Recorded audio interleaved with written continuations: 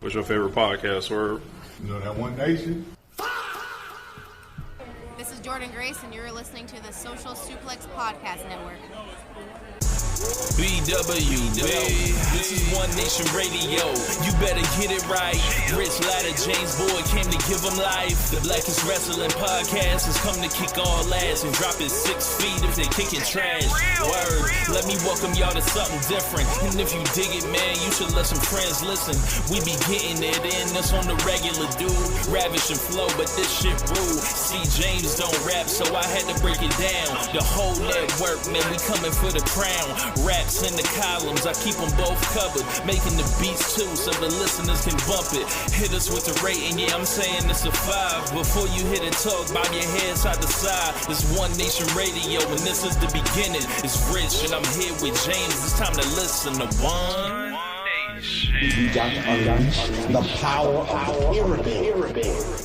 This is Mike Sempervive from WrestlingObserver.com. Check me out on Wrestling Observer Live every day. And also check out your boys, Rich and James, on One Nation Radio. This is Kenny Omega. We're listening to One Nation Radio.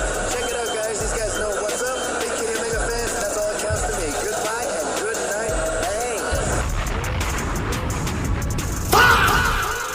Bang. Hey, folks. Welcome to this week's edition of One Nation Radio. I'm James Boyd, and here we have Rich Latta. What's going on, man? not much, man. A lot going on in the world of pro wrestling and beyond. We are back here with a regular length show this week. Everyone kind of like the condensed ONR last week that I was seeing. Okay, I'm glad they liked it, but I don't think they should expect it like regularly. I'm not just gonna get my ass in a car or whatever and drive up like was it like 6.5 hours, 7 hours on a regular basis. That's not a thing. But yeah. I'm glad they liked it. The only thing I wish is that like your ass had stayed in your room in your office, and we were able to kick in the door on you and it had you shook up, but you had to use the bathroom. You had to. I would need to take some time. I need to figure out. Nature called. And then you didn't even use the bathroom. What I remember, you just went straight to. I didn't. Yeah. Amazing. All right. It was a fun weekend. James came and hung out up here, with Marcus and Alex, and it was a fun time for my birthday and all that, and we watched a pay-per-view, and we had a title change this week, not on the pay-per-view. I think I put out kind of my thoughts on it on ROPW. Right. People was a little moist, when I was asking questions, James. All I was doing was asking questions. I was like, this ain't feel weird? Well, to be fair, you said people feeling moist, which is that's crazy. But like, to be fair, you were pouring water on the whole goddamn thing. You would admit, right? No? I was just telling the truth on how I felt about what I saw. At the same time, you will admit that it ain't that. While it's not exactly I feel like we're in the minority. I feel like most people love this or enjoyed it, and I enjoyed it to an extent that I think Darby's a great wrestler. He's someone that should have been put in position to have done this, except the timing's just off. Like if the timing was on. I guess we got to start there, right? I guess we do, yeah. We've got some other stuff planned, but we might as well do the Darby Allin title change with MJF right here. Yeah, so after... It's weird because it's also we're here to review... We're going back and forward. We're time copping. Yeah, it's strange. But, it's the most present thing, or prescient? Whatever. The most pressing thing, right? Is that Darby Allin last night won the AEW World title. And he won it in Everett, Washington, his neck of the woods, as a home area guy. And it was set up throughout the night to where he won the match against Andrade at Dynasty, a great match. Match was like, see, man, this is why these two should be in the main event scene. And, just going forward, it was no one contenders match. Darby in the post-match thing says, hey, I'm going to do, before the main event says, hey, I'm going to do it at Everett. Which should have led people to their, to the alert of, hey, I don't think Kenny Omega's gonna win the title and then all of a sudden just beat Darby Allin in Washington 3 days later. That'd be crazy. So MJF shows up with Don Callis and their whole Rico that they got going on. Renee tells him, hey, your match is on next. He runs out down to the ring. Darby cuts his crazy crying promo, which is basically like, I love the promo, but you're giving away that you're going to win the championship. I was like, cry after the match, fool. What are you doing? Like, you goof. So, and then granted, like, look, it's in the eye of the beholder. For me, it's like, when I watched it the second time, I liked it a lot more than I did seeing it the first time. I was like, what are you doing, bro? No, right, like, I enjoyed it. I'm just laughing at him for crying. Right? The promo was great. It's just, for some people, him crying in that way, it puts it over the top for why they like it so much, or like it more than just a great promo from Darby, who's not a great promo, consistently, to just being like, I like this a lot, but I also, Rich knows things. Rich tells me some of the things he knows, so my antennas are for, are you giving away the situation, even though it's kind of already, for a person that's following AEW, you kind of have an idea of, like, they're not booking all of this just to get to this point and then just have the Rainless parade. They've been giving it away themselves for like 2 months at this point. Yes. And if there's anything I can like hope that we do, like when we like point these things out, is like not necessarily teach people how to watch the wrestling show, but like when we notice the signs of what they're doing, we're telling you to look for the signs. Yeah. Especially because AEW is not WWE, for example, that like all they do is talk and talk and talk. So like you get lost in all the paragraphs of dialogue that they are dropping breadcrumbs to where they're headed. With AEW, it's very much a almost like a what do you call it? If they're doing anything, it's for a reason. Mm-hmm. Right? So or there's reason, like if you see somebody say something, it's like, all right, keep your antennas up, generally speaking. Right. So back to Darby, he cuts his great promo, and then they get Danielson on the mic there, and he does the play by, like, the middleman between, he's talking on behalf of what's being fed to his ear from Tony Khan / hey, we're in Everett, Washington, and it's Danielson. Why don't you talk? Let Danielson talk to get you super happy because it's an underdog babyface in the main event in his hometown, and it's fitting into all of that, which was like they're just hitting you over the head with a damn Yoshi subtext. The Yoshi sledgehammer from Super Smash Bros. That this motherfucker's going to be the champion there tonight. So you have that. They move it over to the side and say that's going to be the main event.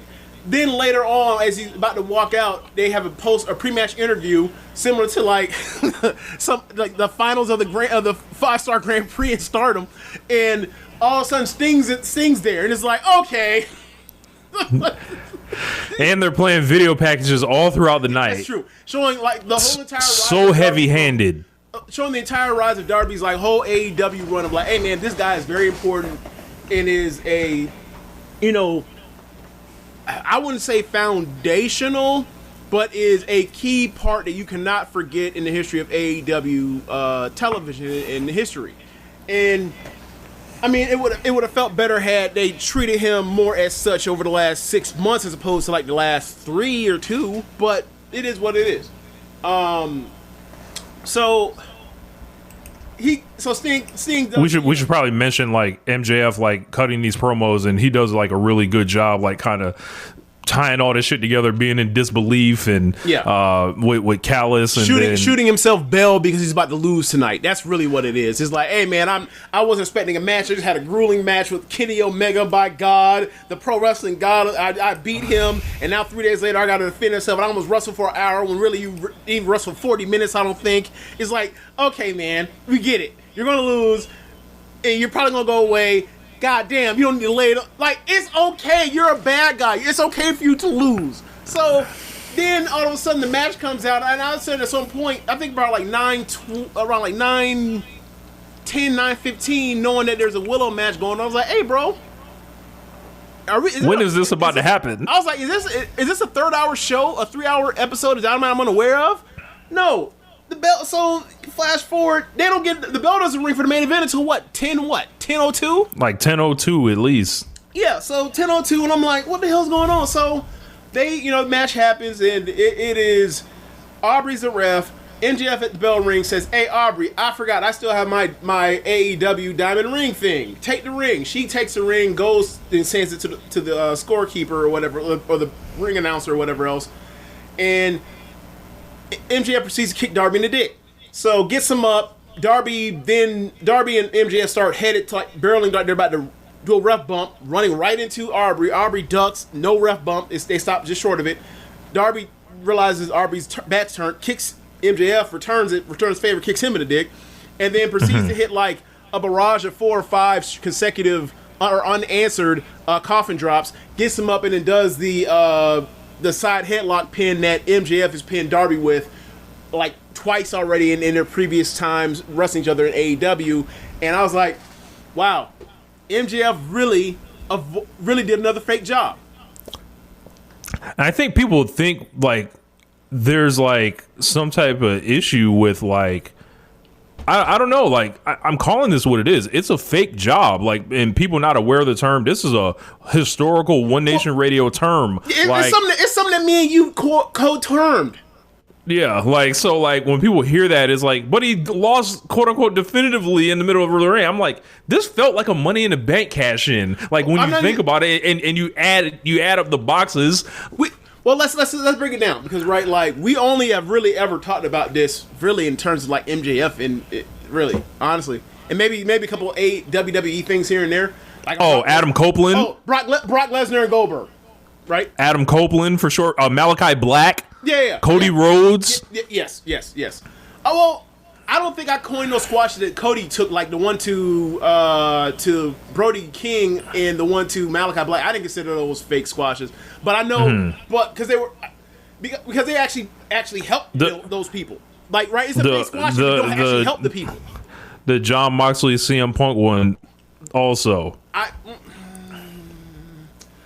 mean, how do I say this? It helped Moxley at the time. The problem is trying to get that match a week later on pay-per-view. That was the real problem.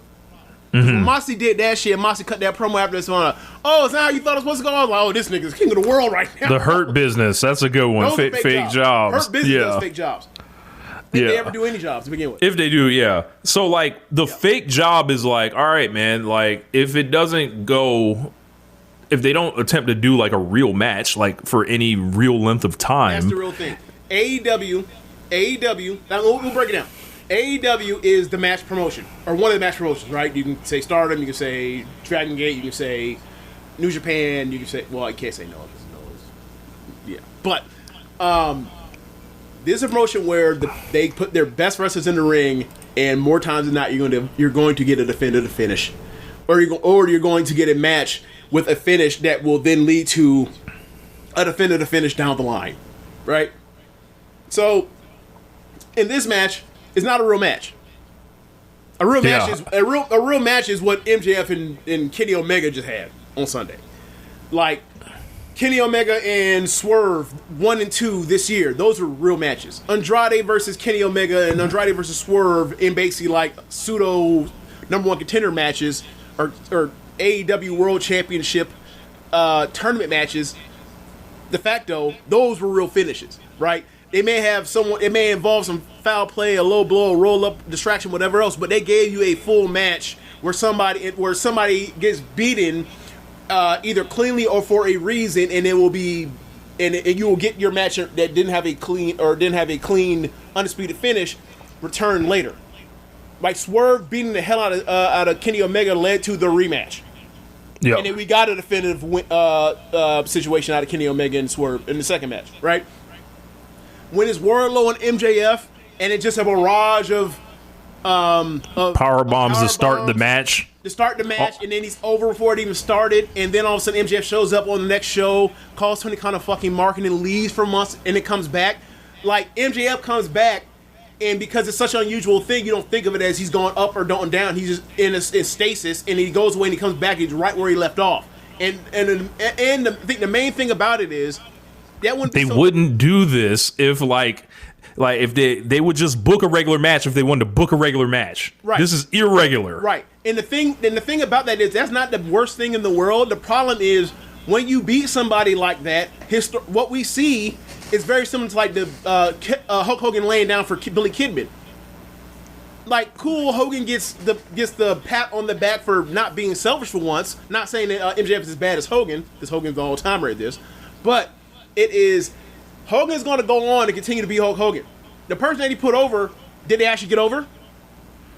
Wardlow, all the steam left out of that when MJF left. And he didn't get a definitive match. He didn't get his true vengeance. He didn't tear him apart. You didn't see none of that. It was a quick little match. He goes away from us. Wardlow's stuck holding the bag in theory. Basically, right? So with Darby now, I feel like they set him up like one of your first-time champions that cashes in a Money in the Bank and sneaks a nigga, essentially. Like, and do you expect a strong champion to be coming out of this? I don't. No. But... No, and to be fair, I don't think any of us expected Darby to have some long, heroic title run to begin with anyway. But I'll say this. This don't help. I'll say this. If Darby Allin was my favorite wrestler, I would feel fucking ripped off from what happened. Like, as far as like... It feels slightly unearned. Like, bro, like if Kenny Omega would have beat Okada exactly like this at Dominion, I would have fucking threw something or turned like a table over. Like absolutely I get the fuck not. Saying. Like, I get what you're saying. Those are totally different situations because we had already seen him have like the best match I had ever seen in my life up to that point. And then the match that they delivered, the transfer the title over, is the best match I've ever seen in my life. So it's a little different. I get what you're saying. It's like, bro, like, I'm not expecting Darby and MJF to go out there and have a match of the decade. I'm just not. I'll say this. If I'll always bring back to this example for Stardom. If you had to watch Tam beat Julia in this fashion, like at the end, like, I get you. It feels cheap. It does. Like I hate to bring it to people, especially because there's a large contingent of people. When y'all listen to All Things Elite, and you hear Floyd Johnson, he's gonna say the same shit. They treat this nigga Darby like a Make-A-Wish kid. Yeah, like because if they really want to do it, they could have waited until Double or Nothing and put it underneath the joint. Put it underneath whatever's in the final of the Owen, right? The Owen, yeah. Right? Or they could have put it on Sunday, done it then, and then they could have moved on from there.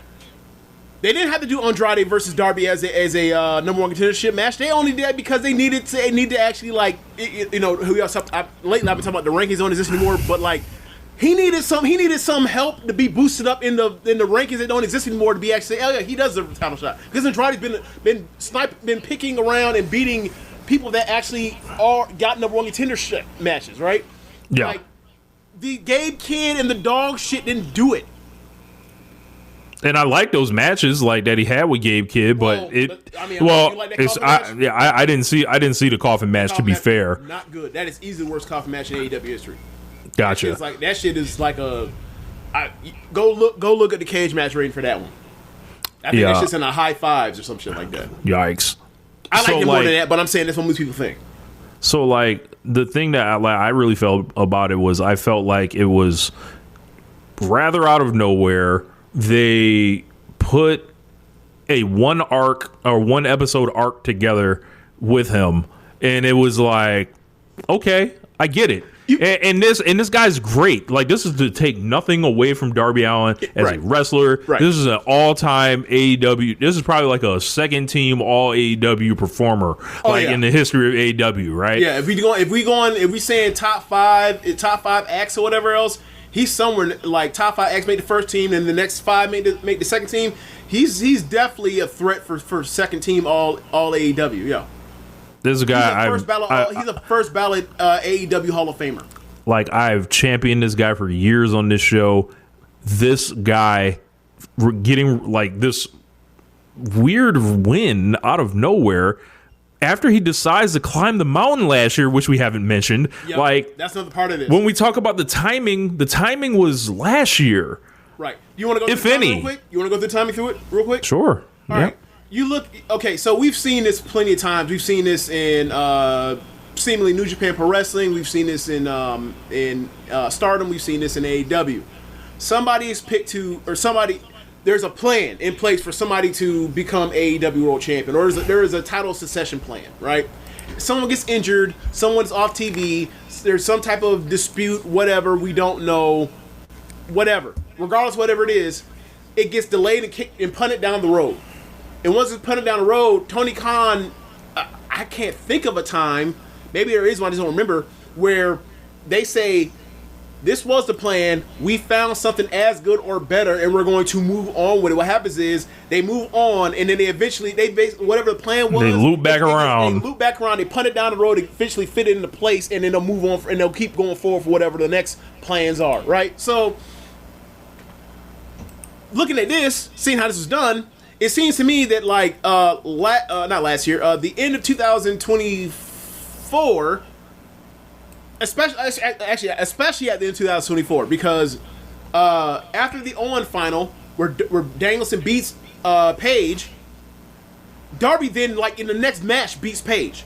Mm-hmm. While Paige was still doing this character where he was too fucking angry to actually focus his energy into something productive.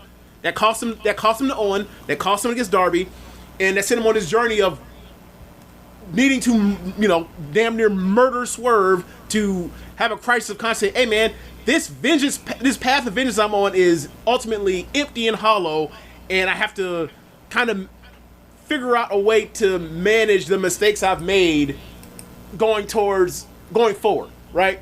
Darby, on the other hand, he beats Paige. I forgot what else he does, but all of a sudden, it looks like it looked like he was the person they were choosing. He loses to Jack Perry. He loses to Jack Perry in the coffin match at Wembley. That's right. So he loses to Jack Perry. They're having their feud. He wins the feud against Jack Perry ultimately at the end, I believe. And then next thing you know, it's kind of odd. It's kind of weird. We don't know what's going on. And then next thing you know, we start hearing about Darby's going to Everest. We're like, why is he going to Everest? It looks like he's about to be the person supposed to go to All in Texas and face Moxley. And then eventually he gets to a Jay White match. Jay White destroys him and sends him. Actually, no. The first time he tries to climb Everest, that shit gets pushed back. And he can't go at first. That was 2024, right? Forgot about that, but we should mention. Yeah. So this is the second time, right? And then Jay White takes him off TV. He's gone. He goes and climbs Everest. As he goes and climbs Everest, he everybody knows. Okay, well now they have to go with Paige or Ospreay. But it was like, wow, if you know this is in Texas, you know this is you're going back to Wembley next year. That seemed you could have chose either one. They decided to go with Paige because Paige was doing some of the best work in the history of the company as a singles wrestler at that time, better than Darby's ever done. But we'll go forward. So we'll go forward. Darby comes back, interferes in the Texas Death Match in Texas, all in Texas. Paige becomes champion. Immediately following that, they go straight to Moxley versus Darby, and they have an I Quit match, right? Or no I Quit match, right? They do like basically Darby starts going through the Death Riders. I think he has to face Pac in like a TV program. He ends up in an I Quit match with Moxley that main events a show. That main events a pay-per-view. That Correct. Paige is a champion on, which was like, okay, so they're putting them bigger than a belt right now, right? And then it continues going on. It was almost like that was meant to happen. In All in Texas, yes. Where Sting shows up and bashes the aquarium. Like, Sting only show up for special occasions. He only shows up for the biggest of shows, brother.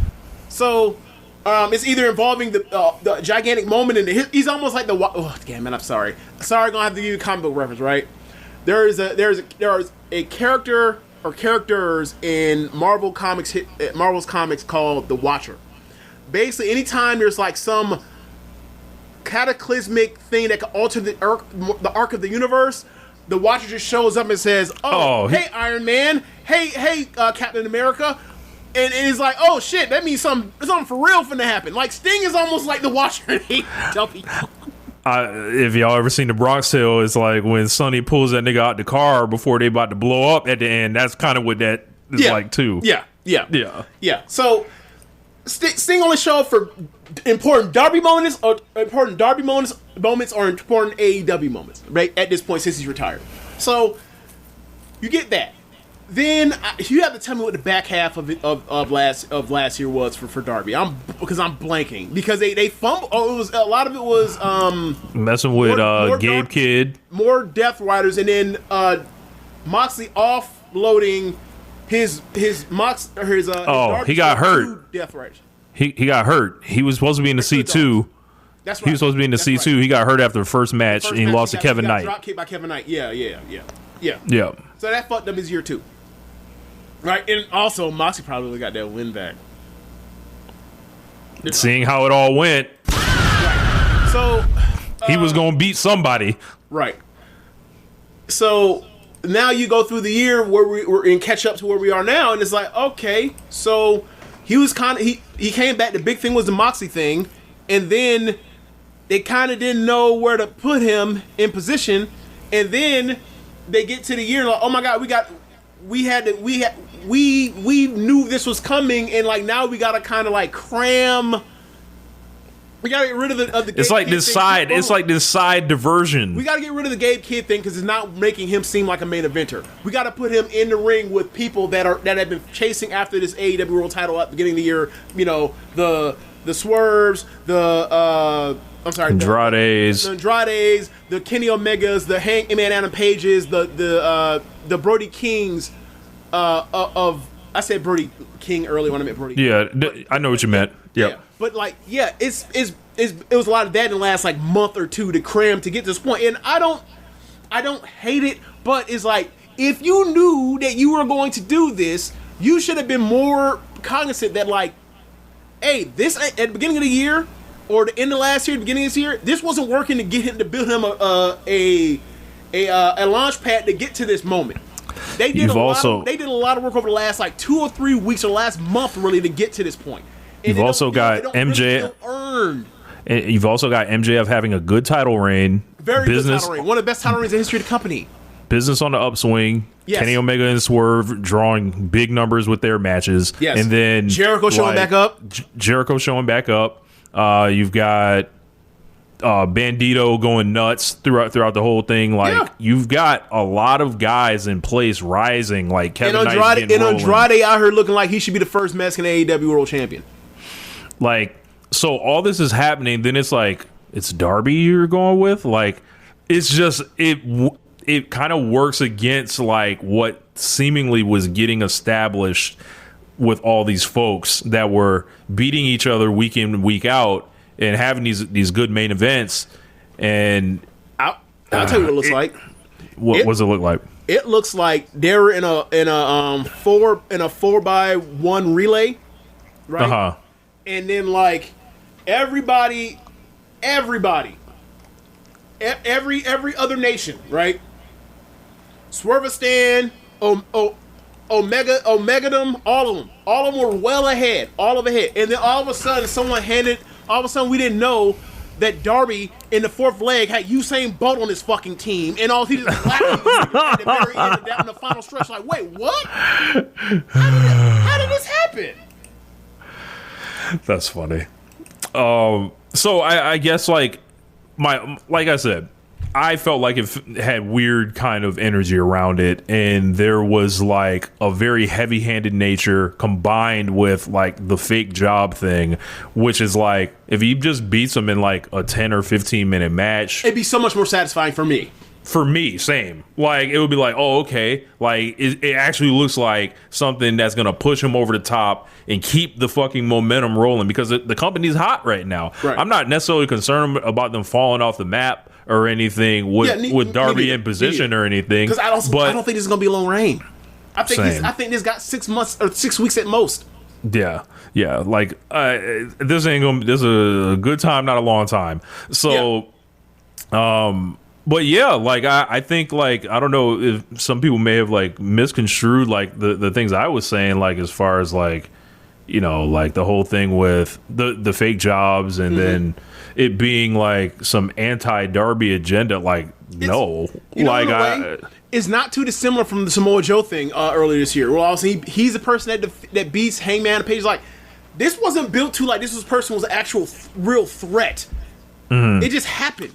And I've seen a lot of people. Darby, at least you knew you had some stop and starts, but like all of a sudden, like if you just start watching AEW this year, beginning of this year in 2026, you're like, wait, he's a champion now? Like the nigga that was doing the car crashes and like the stunts and like he has good matches. I like him, but like he ain't. But there are people gonna be like, he ain't Swerve, he ain't Andrade, he ain't so forth and so on, Omega, all that. Yeah, and there was one other point I had. Like, so many people brought up it being this Mick Foley like thing, and I'm like, and wanting it to be like kind of seen in that light, and I'm like, do you niggas want to love the Fed or not? Like, what do you want it to be? Like, do you want to be your own thing? Like, if Darby wants to win this shit, you want Darby to win this shit, and you want it to kind of be remembered. Let it be remembered for its own thing, rather than just like this 1999 shit that ultimately served the other nigga that was in the rivalry. Well, do you actually think that people really believe that, or are they just making like parallel comparisons? Very simple. Because ground level comparisons. Right. Because like that match had a million fucking run-ins, and Austin comes at the end, and the crowd loses fucking mind in his chair shot. This didn't have that. Like Darby, obviously for dick kicks, but like there wasn't plunder and a million niggas running in. It didn't involve that. It just has to be like, oh, this is the flagship TV show where underdog babyface beats the dastardly heel of the moment. I'm like, you know what like smokes this also? Lex Luger beating Hulk Hogan on fucking Nitro. Like, bro, like y'all not. I gotta go back. I'm not jacking it. Look, in the words of my New York niggas. In the words of my New York niggas, like when you see the reaction to Lex racking him, and you see what that building fucking looks like, right? On Nitro 100. You're not as my New York niggas will say, I'm not jacking this shit. All right, so you're not willing to admit that like the era's different, and that like if guys were doing what they were doing now back in 1990, like the damn stadiums and arenas would like spontaneously combust and implode the roof, right? Like, there's one thing that don't change over time. What? Lifting a bitch up. Like, there's one thing that don't change over time. Putting a bitch like this in the ring. Think about the best moments of WCW time. Motherfuckers are throwing shit in the ring in celebration. Like, there's poster boards everywhere. People were easy to like, bro. The second somebody sees a Canadian Destroyer in 1996, it's fucking over. I'm sorry, it just is. So I get what you're saying, but it's not exactly apples to apples. That's all I'm saying. Mm-hmm. We're harder to entertain these days. That's all.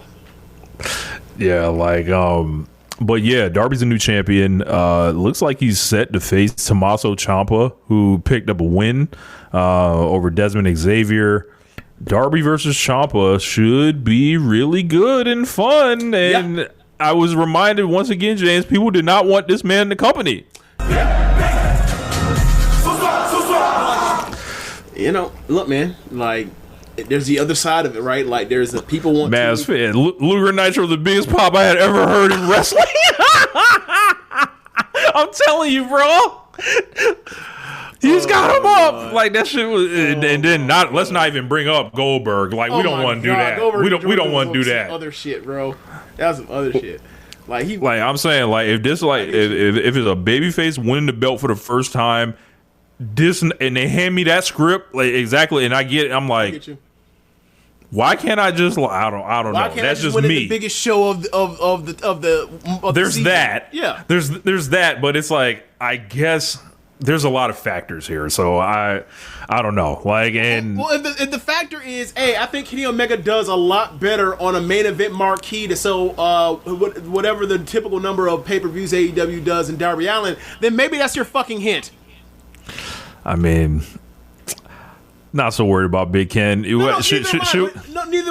I. But my point is like, if your whole thing is you got to do this to get the fan, to get the buy rates. But then now we'll give you switch it on the other side. Yeah, because you're afraid if we do the moment here, then it won't sell as many. Then there's your fucking answer probably.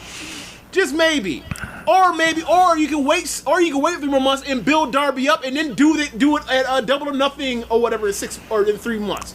I guess they really wanted to do it in Washington. Darby talked about how he was hanging the posters and all that. I saw that WrestleTix count. He should have hung a few more posters, it looked like. But, you know. So that is nasty. That is nasty. He should have hung a few more posters. I mean, well, there is somebody from Washington State that could have been on the show that could have helped too, but he was on the show. So. Yeah, they always had an option to book that guy. So, you know, I would love to see it. But Kenny Omega and Will Ospreay video I dropped Monday. So basically, like these boys started their road to Wembley, bonded, united in grief, like Kendrick Lamar, like bonded by loss. United in ass whooped. That's what it was. Yeah, they had this fresh on the meat wagon in the training room where they normally be at of the last couple years, or at least last year anyway. And it's like, man, they have this awesome segment where it's like, you just want to hug both of them and be like, it's going to be okay, niggas. Like, y'all got it. Yeah, I believe in both of you. It's a great story. Hey man, like I was this person's reason to believe, and they are kind of basically where I was at a decade to 8 years ago. And now this person he's more steadfast in his belief to hold on to the rope, and I'm nearly ready to let go. And he's telling me that like the reason why I even got this far is because he looked up to me, and now that inspires me to then also want to hold on. And it also ties into their relationship, their history, last year. Yep. Especially because we've always been joking like, hey man, they don't come to save each other. They act like this shit never happened. Yeah, I'm glad this brought back. This was very much the most connected I felt that Kenny Omega's been to another wrestler since like the Hangman stuff. Honestly. Yeah. So yeah. I love this. I love because Kenny Omega ain't got too many great moments as a babyface doing mic work, and like the last 2 weeks have been like, this is the best shit Kenny Omega's done in AEW as a hero. It's amazing. See what happens when you're not dead behind the eyes anymore, Kenny Omega? See what happens when you feel like you in Japan, but you really in America? Don't it feel good? Bro, I was like, yeah, like this is it. Like this was like we'll give him the kiss on the forehead, which might turn out to be the kiss of death. You know, there's a lot of subtext. I bet I could write like a really good column like about this segment, like just kind of what it feels like, the symbolism between the two guys, and the flashing sign that's your Wembley's main event right there. That match is happening at some point this year, and it's gonna be a babyface match for the first time. And it's weird that like their matches have gone or are actually about to like go in reverse. Yeah, like, the match, like their first match is like what we thought the blow off matches is, and then they had the second match here, and that is gonna be like in theory, whenever they had that match, it's gonna be still like the most civil, except they're gonna be crazy desperate to want to get to the mountaintop. So yeah, man. I really enjoy what happened here, and like for those people that feel like they've said this for like they don't, because I guess because of time investment, all kind of stuff, they don't feel as connected to Will Ospreay as a character, and I'm just like, at this point, man, he is literally like the conscious of all the top baby faces in this company. He's straightened Adam Page, he's straightened Swerve, he's straightening Kenny Omega. He is literally the white knight of this promotion. I don't know. People still are like, he's an outsider. We're not, or whatever. Yeah, no, man, I think there's less of that. I think it's just more the normal people messing with him now. Well, I know you said at one point like people respect the skills, whatever else, and knowledge, but like are they ready to live and die with him? And I'm like, hey man, we should be here by now. What is it? What else does he have to do? I think he's got to get crowned at Wembley. Get a little bit more, lose another half inch of hair maybe, and like I don't know, just walk through that fire with the audience, like, and keep having these fucking incredible fucking matches. Like, well that ain't gonna stop. His neck gonna stop for that stops. Yeah. So we're all kind of backwards on this thing. Yeah. So I guess we should let me get into the super chat real quick. Okay. From the great Devlin, he brought up $5 super chat. He said, "I can't listen to it live. I got to get it off. I said it on ROPW. I'm putting my money on it. When are we getting Rich and Liv Morgan on a beat together? brother, never. Like, Can you put that back on the screen? hold on, let me see, because it was. That need to be documented on screen. Yes, it was. Hold on. Yeah, incredible. Yeah, Rich, you gonna have to answer that one, brother. Never. Like it. Never? Yo, I mean, if the price is okay, that's what I'm talking about. But do you remember when he used to do this Super Sweet 16 show on MTV or whatever else with the kids? You remember that? Yes. Okay. There was an episode where Young Jock was gonna be special performance of shit for somebody, right? And it's Young Jock. So no knock is Young Jock. Young Jock, look, in a 5-round burst, Young Jock will knock plenty of niggas out, right? Look, bro, I heard like when we was driving up there with me and Mark were driving up to your shit, like we played "Hear Me Coming" and then Dope Boy Magic back to back, and it was like, yeah, man, that's tough. That's tough to deal with. But anyway.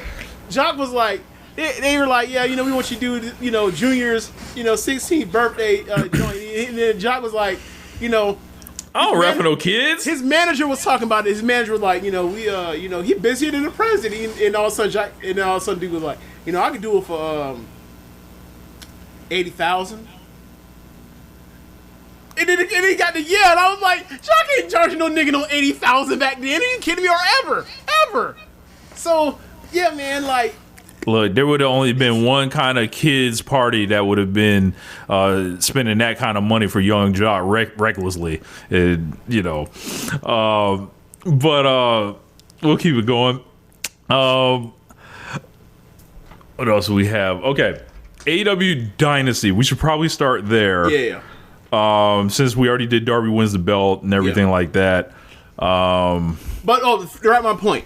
Like, yeah, Rich gonna charge out the ass for a Liv Morgan. And first off, once Liv Morgan see this and find out about this nigga and all I'm getting thrown out the studio. Kicked up, all the fuck shit. It's gonna be a no. I'm getting thrown out. Right. Apparently, she dropped a new music video, James, and a song. Did you happen to hear the song, James? I heard like 5 seconds of the song, so I can't give a good, honest a review for it. But I did see the picture, and I saw someone say that she looks like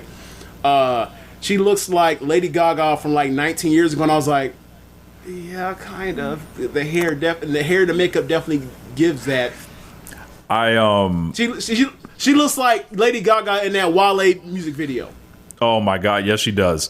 I told people on the ROPW channel, you get me to 1K on the subscribers, and it's moving because there was a Cameron and Jey Uso thing today that I did a reaction to that's going insane. Okay. You get me to 1,000 subs on that, I will do a reaction to the Liv Morgan music video behind the members tab when I launch it. Oh man. So I don't need that. It ain't like I'll be able to do nothing with that anyway. That shit will get yoinked, so I got to throw on the members tab. So we'll do that. But yeah, AEW Dynasty from Vancouver. I think they had just over 9,000 in the building. Rogers Arena, really good show up and down the card.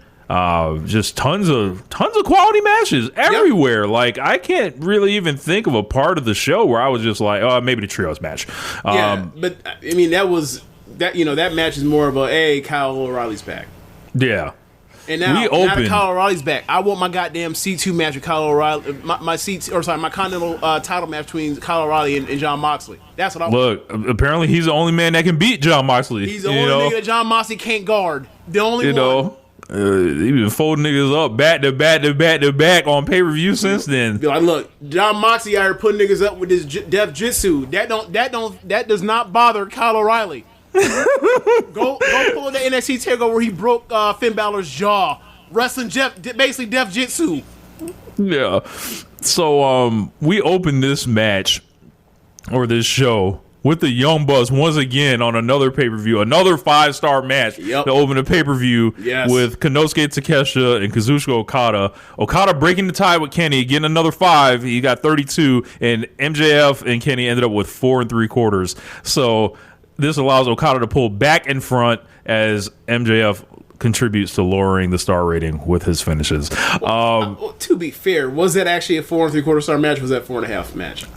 I give it 4.5, but according to Dave. Yeah. But back to the Bucks with Kazuchika Okada. I don't want to hear any debate about anything that has to do with anyone ever being better than the Young Bucks. This nigga Nick Jackson is possessed.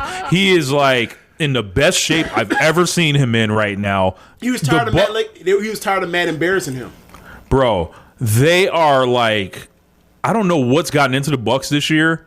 It's like they're wrestling with their hair down, essentially, like in hanging 10 out here with these boys, and like it feels like they're about to give us like another all-time Young Bucks year. Like, yeah, they're bigger than the belts at this point, bro. Like, you gotta team up, niggas, to come see. You can have the belts, FTR. That's fine. We'll save your title reign. We'll put you over, and then send you off on your way, and then have better matches than you every pay-per-view. Yeah. Like, we will continue to do this. The Young Bucks are not playing around with people. It's quite scary. Like, it's 2 Shawn Michaels in the tag team, bro. Like.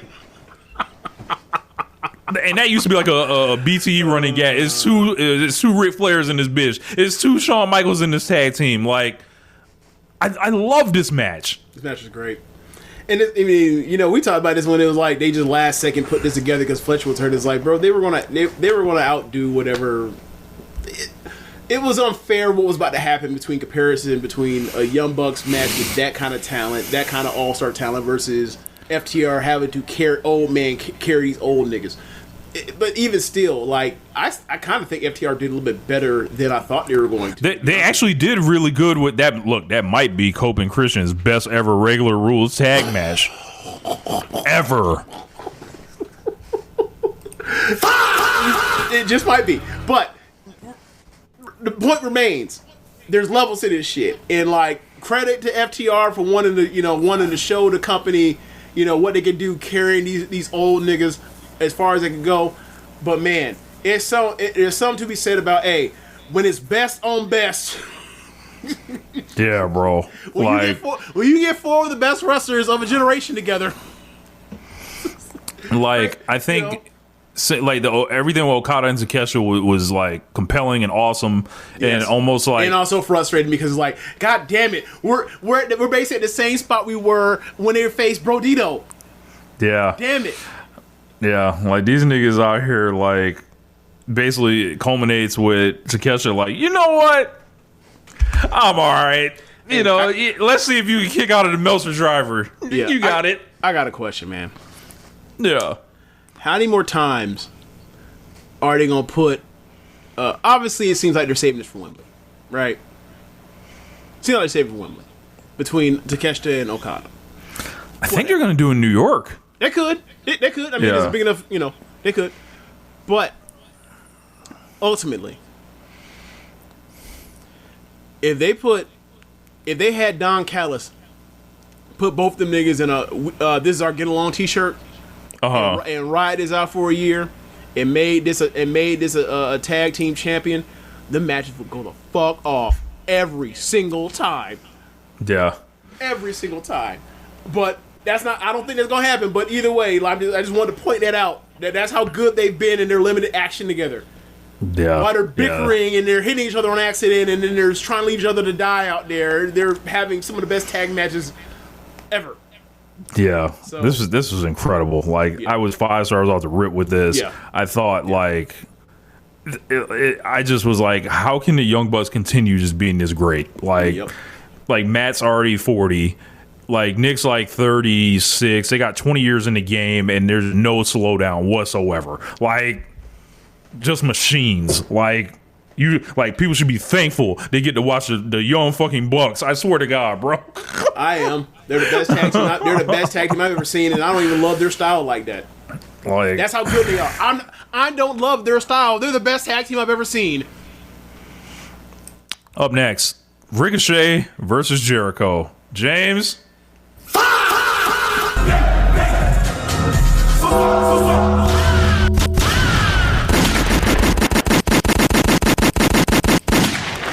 Jericho is excellence. I can't believe they counted him out again, James. He comes out here after a year off and rolls out an ethical 4 1/4 match on you niggas. Alright, I'm not going as high as you are on this shit, but it was a very good damn match. And it was played off of the part where, like, people think that Jericho is washed and he's doing something like, no, nigga, I'm not washed, but I'll play along with y'all dumbasses if you want to do that.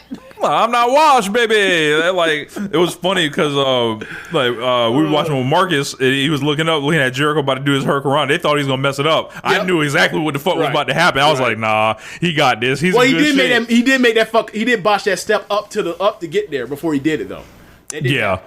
And to be fair, like, Marcus ain't seen Jericho wrestle since like 20 years. He's like, how is he still doing this? So, like, I saw this nigga did the lion salt with ease, and I'm like, it's just the weight. Like, it's just the weight. Like, and perhaps, like, you know, not having been active in the ring for a year, there was a tad bit of, like, slowness at the beginning. But once they got going, you could see, like, Jericho's mind just for laying out the matches. Yeah. Ricochet, perfect worker to be in there with him. And that was a breach for Ricochet. Oh my God, Ricochet could do this like you can put Ricochet in there with all them. I felt like if this was Ricochet in Mexico wrestling on them Sunday shows with the old luchadors, that'd be like super easy for him. That would be like what that was. So hell, yeah. Look, I mean, I wouldn't mind a Ricochet versus Mystico match in Arena Mexico. Like if they ever go back, baby. If they ever go, I mean, obviously, I think next time they ever go back to if they ever go back to Mexico, they're going to do another MJF match except on AEW television. But I'm saying, like, if once we're done with that, like, I would like to see Ricochet in Mystico. I would like to see. Yeah, that'd be super easy for him. Ricochet gets the win, clean, beats Jericho with his own move. The demand has been fucking Jericho up. I mean, there was interference. Oh, okay. Yeah. But he beats him with his own move, like 1, 2, 3. Yeah. And then, like, he gets destroyed the next time we see them on the show. And then the demand kill Jericho, and he does the fucking lion salt again, calls it the Rick assault. This is like A to B easy pro wrestling. I love a few like this where a nigga's like, I'm gonna take your move, beat you with it, and like I'm gonna just keep doing it to you just to fuck with you. And it leads to one of those this could be similar to the MJF feud where, like, he gets another match with Ricochet, Ricochet beats him, and then, like, Ricochet wins all the matches for the final one, and Jericho just wins the last one. This could be setting that up, right? And I gotta say, watching that on their promo on Dynamite, where he's gloating in front of Ricochet, or Ricochet gloating in front of Jericho, and then Jericho proceeds to call him bald, and I'm like, brother, if not for you taking that trip, you'd be in the same boat. You are not better than Ricochet. You are not better than Trevor Man. How dare you? Stand up for your kind, Jan. Stand up for your kind. Like, nigga, you just fighting to be. Look, you just fighting not to be one of the members. Your ass is part of the Brotherhood too. Stop playing. But yeah, man. Like, after this match, I thought to myself, or actually after Wednesday, I thought to myself, you know what? It's crazy how Jericho in like 3 weeks back, has done more to get over Ricochet than the whole Hurt Business shit did to help the demand or Ricochet in that whole entire super long fucking thing. It's amazing.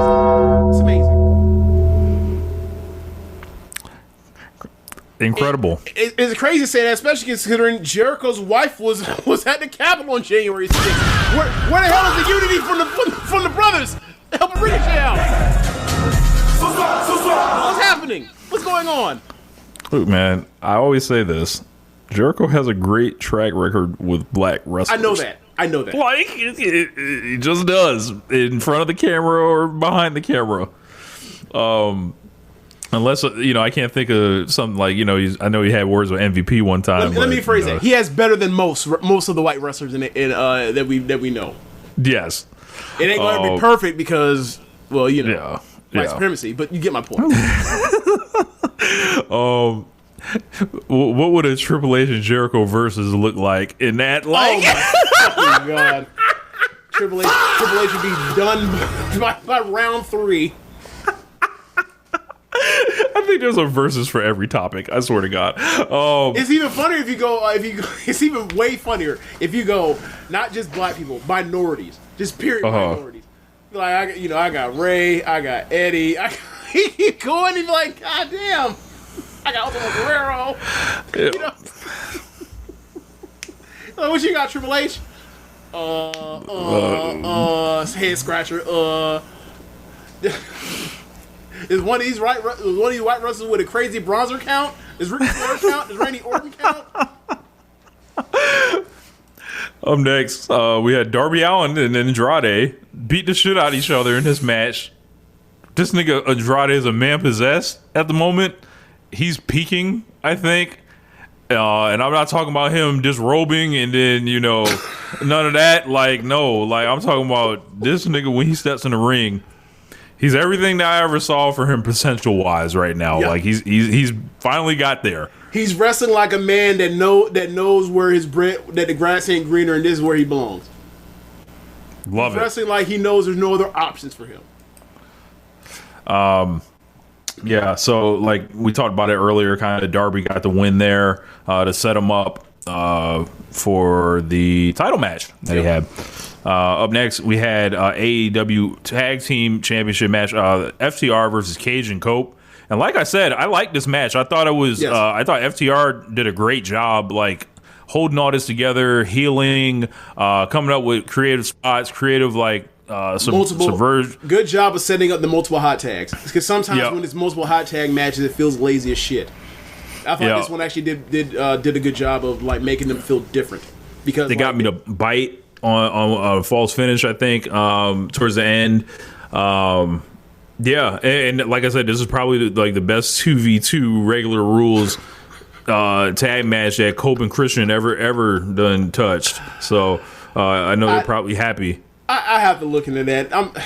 That would be crazy if like they never had like a regular rules match between the Hardys that was really good. I'd be surprised. But I'm telling you, bro. You might be right, but I just find that hard to imagine. I swear all them shits got ladders in it, dog.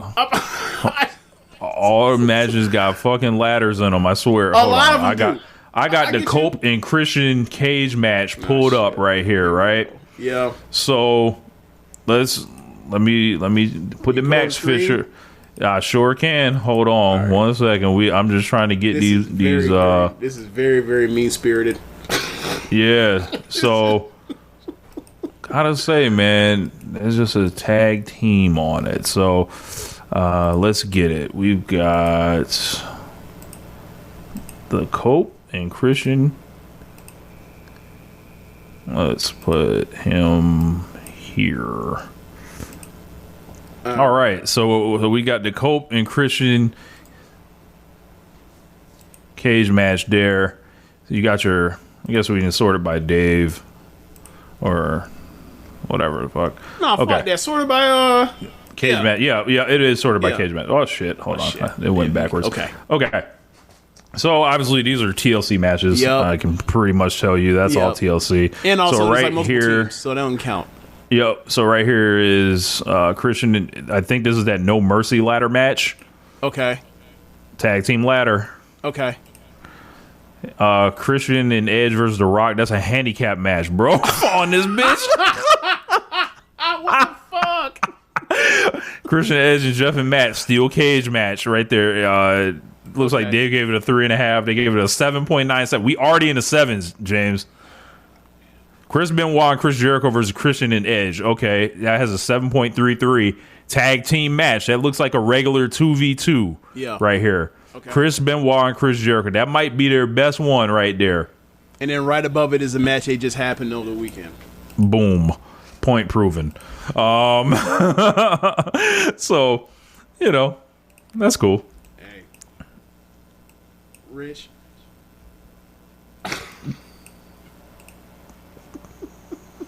Was that nasty?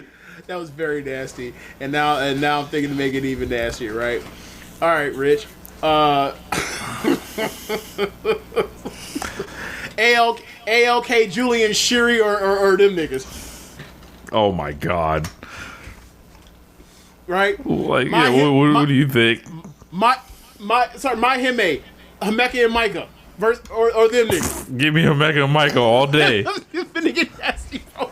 Like, hell, O2 line, Amasaki and Azumi. Momo Oz, Momo and Azumi. Right? Like,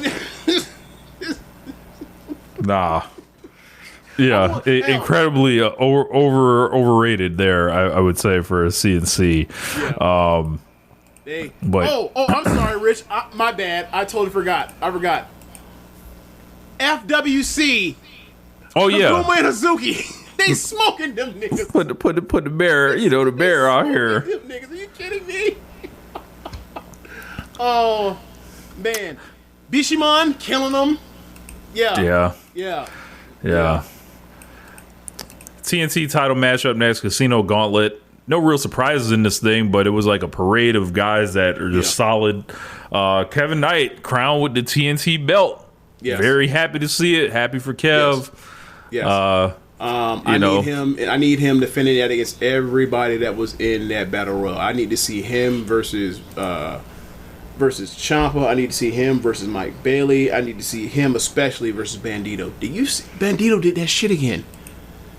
Like the match he had against Andrade, where Andrade was on the ground and he did the 21 plex for a guy was on the ground. He did that to a nigga that was in the middle of a pin attempt. He pulled him off for a near fall at 2.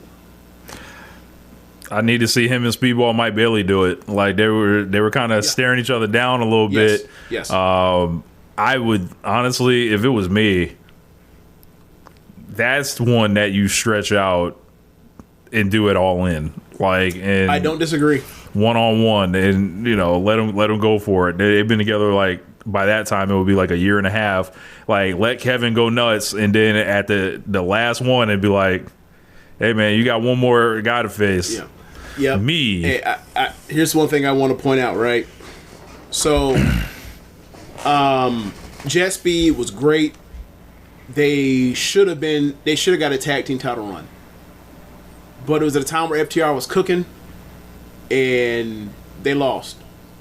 And then you had them in there with Hurt Syndicate, and then, Hurt Syndicate went away. And the way it's looking is like, all right, it looks like we're headed to some type of three-way thing with Copen, Christian, and FTR and the Young Bucks at Wembley. Well, it seems like they, Tony Khan, whoever's involved, like, sees something in this opportunity where there's no Kyle Fletcher to try this out. Kyle Fletcher can come back and be elevated out above the TNT thing where he should have been anyway. And you can now start with the Kevin Knights and the Speedballs, and you can take this to Wembley if you want to. And they're in better position than they were been as a tag team because, like, they should have been tag team champions. They never got it. Yeah, that was so it didn't work out. Kind of a missed opportunity, I think. Yeah. While they're, Hurt Syndicate got a run though, Yeah. So, but notice, like I said, like Hurt Syndicate goes away, and Jet Speed ends up elevating. Interesting how that works.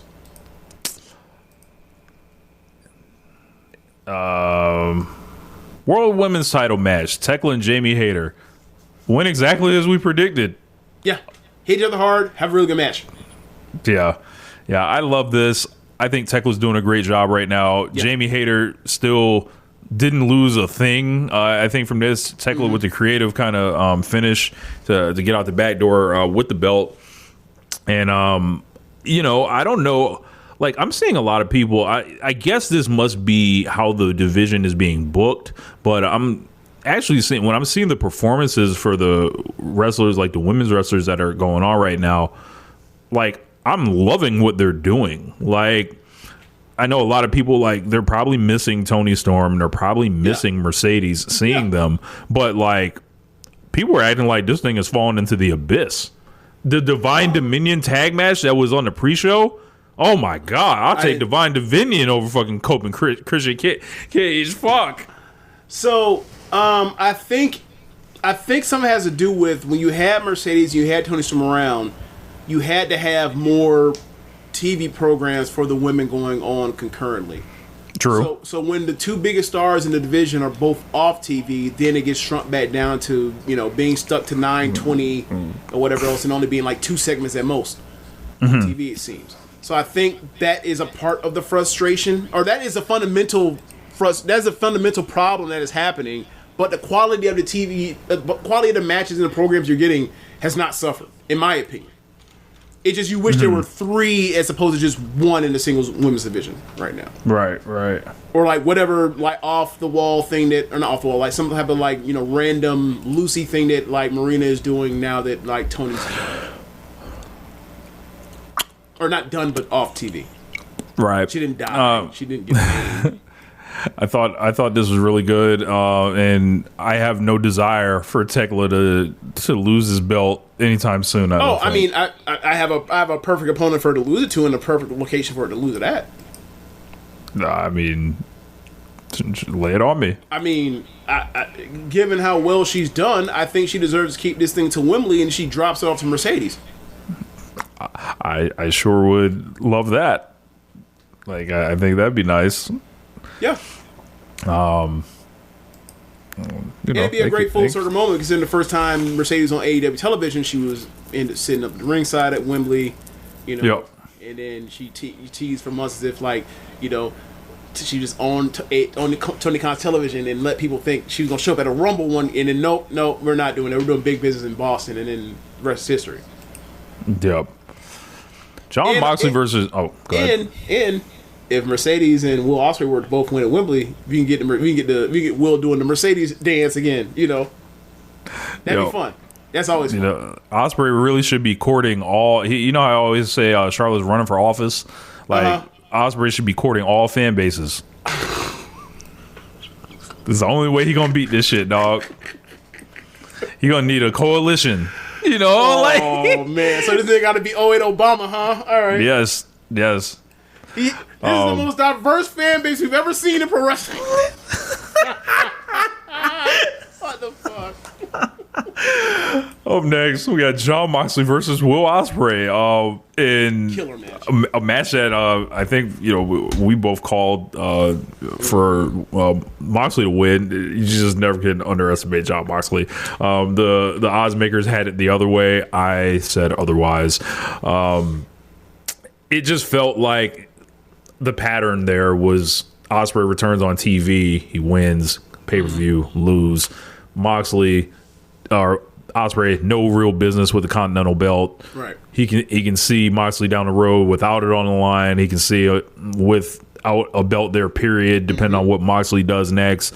They want to start Ospreay with a little bit of struggle. I will say on Wednesday, I was quite annoyed with the doctors being in the ring and the doctors there as the ring out commercial spot. Like, there is something to be said about Danielson, Omega, and now Ospreay, and the injury, like, it just hitting you over the head. Like, it's like, all right, bro, you was cleared, dog. Like what the fuck? So like, it just feels like it's overdone, and I just hope he just doesn't get lost in it again. Oh, that shit will be, I guarantee you that shit will be snapped out of by the time we get to the Owen. Yeah, please.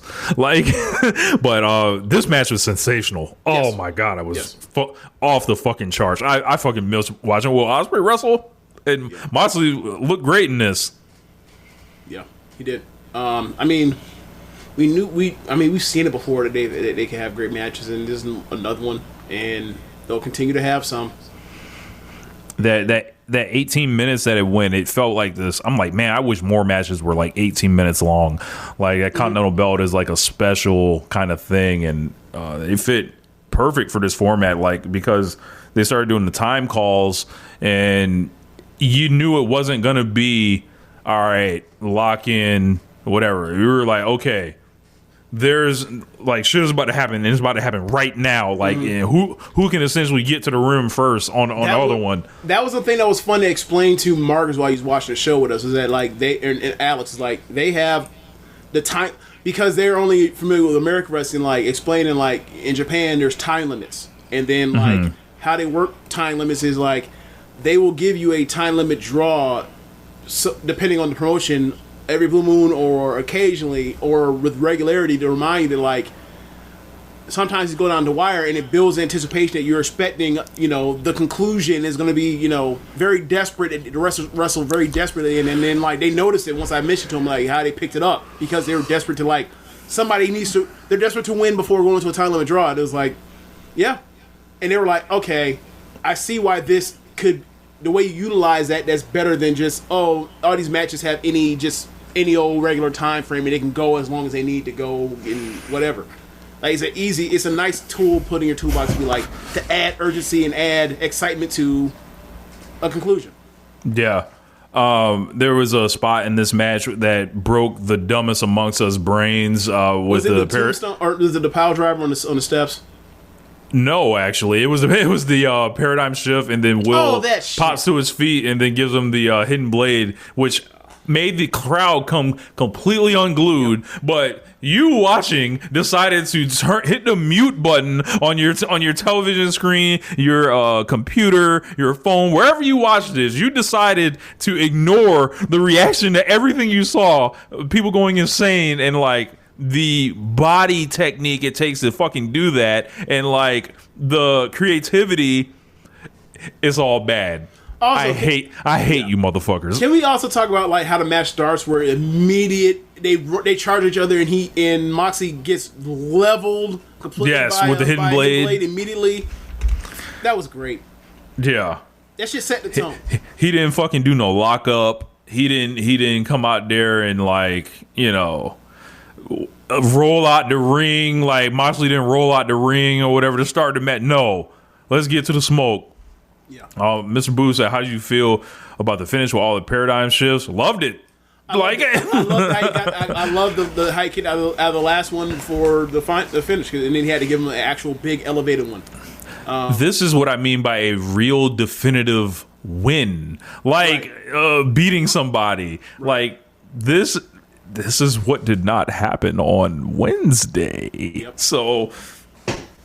And even then, like, Will Ospreay still has the excuse of losing, and he doesn't come away from it in a bad way because, like, he's recovering from a neck injury that he's apparently barely cleared to return from, and clearly is still suffering from coming back too early.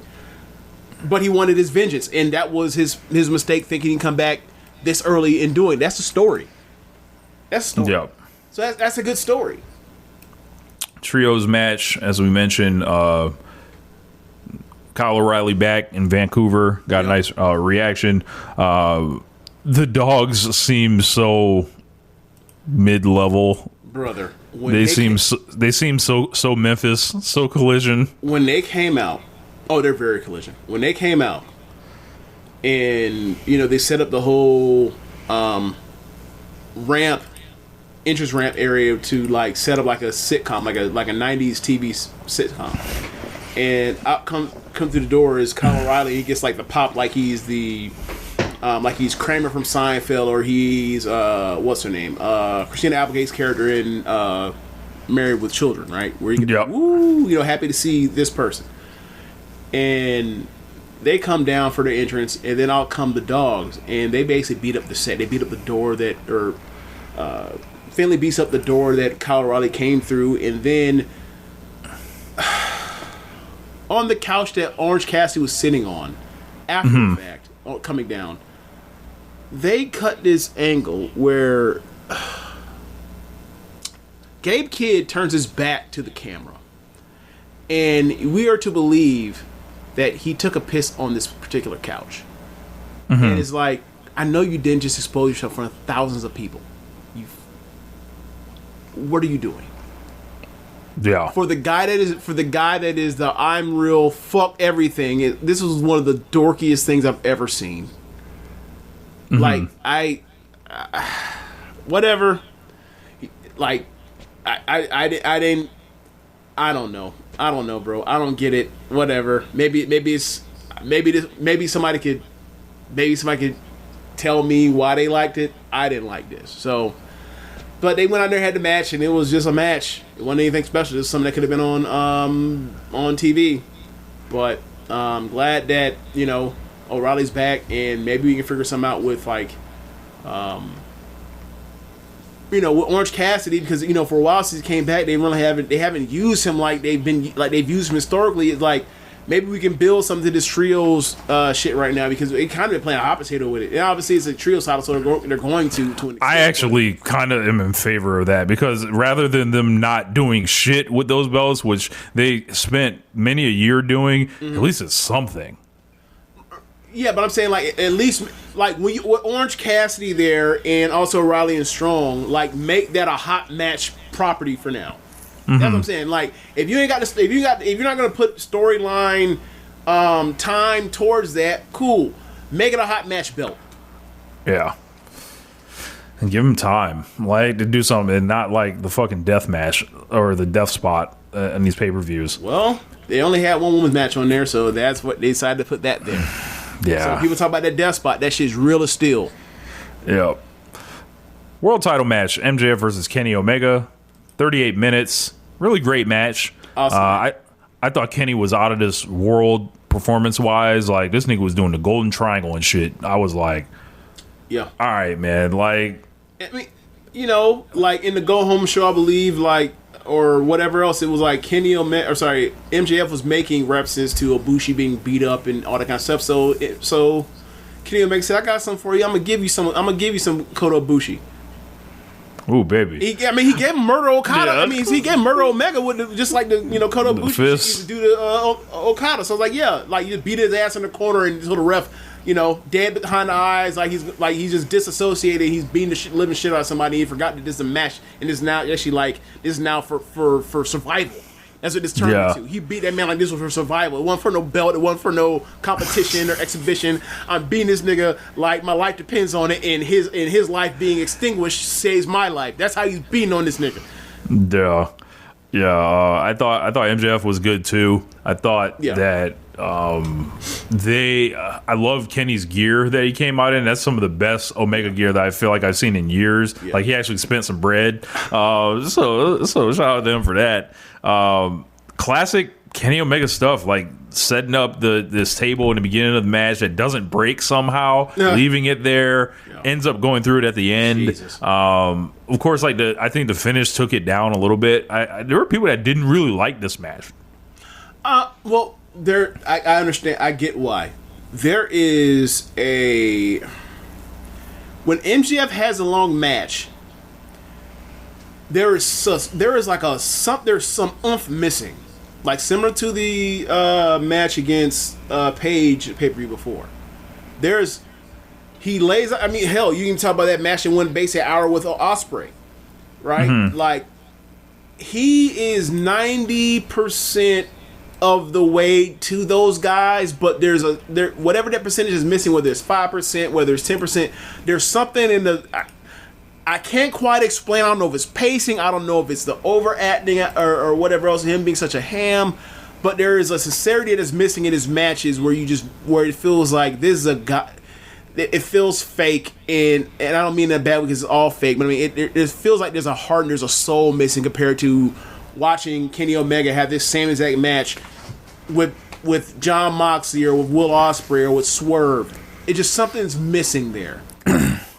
I mean, maybe it's the fact that you feel like MJF is non-threatening in a sense. Like, he's not going to beat your ass. Like, that is true. I've always felt that way. Like, he's clearly, like, the yelling and screaming, I don't buy that he can lift all the weights he wants to, whatever else. Like, I don't buy the... Yeah. He's a... And, I mean, also, it's a part of the character that rubs off on that. But, like, even when it comes down to it, like, we'll have heels that'll still... scrap it out. It feels like it's a part by design to make you feel like he's soft, but it even comes off in like the layouts of some of these matches at times. Yeah, like we know he's a tough motherfucker. He's got moves. He knew he was gonna break his hip when he did that dumb shit against Jay White, and he still did it anyway. But there's something that's missing, and I mean, and it's even different from like when I talk about like my little mini critiques about like the Young Bucks matches feeling too. Less like lack of ruggedness. There's something even beyond that that's just missing. Like, it feels like it's almost like, okay, so one thing I know about Swerve is like Swerve clearly builds matches around bullet points. Like, he wrestles like a deathmatch wrestler. Like, we do this and then we get to this by getting to this and then later get to this, right? he has that too, but like there's something missing in the connective tissue going through all these bullet points where sometimes it feels like it's missing something, like it's missing originality at times. It feels like he's watching these people's matches. He's like, I'm going to take X, he's sampling. I'm going to take X, Y, and Z from these people's prior matches and just do it. And it's like, well, you got to come up with something original for yourself. Yeah. My original reality is I'll do the finish with whatever cheat thing I do. It's like, okay. So like to take it back to the Page match, like I feel like there were large gaps of nothing happening in like those setups in between the setups to get to like whatever he did with Swerve 2 years ago. Yeah, see what I mean? It was just like okay, but I think like I think he wanted to try to have his Kenny Omega title match. Yeah, and he did a good job. He did a good job. It just didn't reach. It didn't reach that level. Kenny Omega main event title match on a pay-per-view is like you're expecting a match of the year contender, and this was not that. Great match. Go back and watch it. I don't rewatch matches at this point in time, but like it's not. I wouldn't be against rewatching this, but it's not. Look, bro, I saw Kenny Omega in the 2018 G1, bro. You know what I mean? Yeah. Like it's like I know what it looks like, and it's just short of that. It's just short of that. Yeah. Like no skin off your back or anything, but it's like I would put this with like the Okada All In match, where it's like it's a great match in a vacuum against that guy's prior history though. It's a step below. Just a step below. Yeah. You know, it has an 8.48 rating on Cage Match. 4.5. That's about where I put it. I think Dave because it didn't go really long. 3/4. How long did it go? 38 minutes. They gave him 38 minutes. I'm like, they give you 38 minutes with Kenny Omega on a pay-per-view. Like, you should be producing a match of the year contender, right. and like this wasn't right. And like honestly, like you know how I am. Like, unless you. If you go past 30 minutes, you better have a very, very good reason. And not really, but I wasn't offended by it. Yeah. I wasn't. I didn't feel like it was. I didn't feel like it was getting to that like level of the Page match of long. Like I think there's like I agree. I think there's like a difference. It's like 5 minutes earlier. It's like I can tell when they're at 35, and I'm like, okay, and it feels good. And I'm like, okay, you just got to end it relatively soon, but when you go past 40, I'm like, oh, hold on, I feel, and I don't notice 35. I'm like, oh, they're going long, like, and I don't know, it's just weird. I never felt like they went long or they went past they went past the peak, but I also did recognize like this is clearly past 30 minutes, and it doesn't knock against that, but like just me generally like from watching Stardom, like. If you go past 30, you better have a good damn reason. You better have a overtime, or I always say you better have an overtime like Shuri knew Tommy, where they the best wrestling you see for 13 minutes straight, and then they pass out because they beat the hell out of each other. It's a really high bar. It's really hard if you watch everything around. But either way, or you watch a lot of stuff from different places. But like, yeah, either way, great match. Just I think MJF is better at 25 than 40. I think we know that now. I think we have enough examples of like, hey man, these matches are great, but we've seen him with less time be more effective. Right. And look, past 30 is deep, or past 25 minutes is deep water. Look, they gave him less time on Wednesday, so all right, it's something that's an extreme. We were talking about extreme examples. I'll play it. I get you. This podcast is sponsored by Talkspace. Last year, I went through many different life changes. I needed to take a pause and examine how I was feeling in the inside to better show up for the ones who need me to be my best version of myself. When you're navigating life's changes, Talkspace can help. Talkspace is the #1 rated online therapy, bringing you professional support from licensed therapists and psychiatry providers that you can access anytime, anywhere. Living a busy life, navigating a long-distance relationship, becoming a first-step father, Talkspace made all of those journeys possible. I could speak with my therapist in the office. I could speak with my therapist in the comfort of my home. I was never alone. Talkspace works with most major insurers, and most insured members have a $0 copay. No insurance, no problem. Now get $80 off your first month with promo code SPACE80 when you go to Talkspace.com. Match with a licensed therapist today at Talkspace.com. Save $80 with code SPACE80 at Talkspace.com. All right, that's Dynasty. Hope you guys like that. Any thoughts, James, on WrestleMania 42 before it happens this weekend?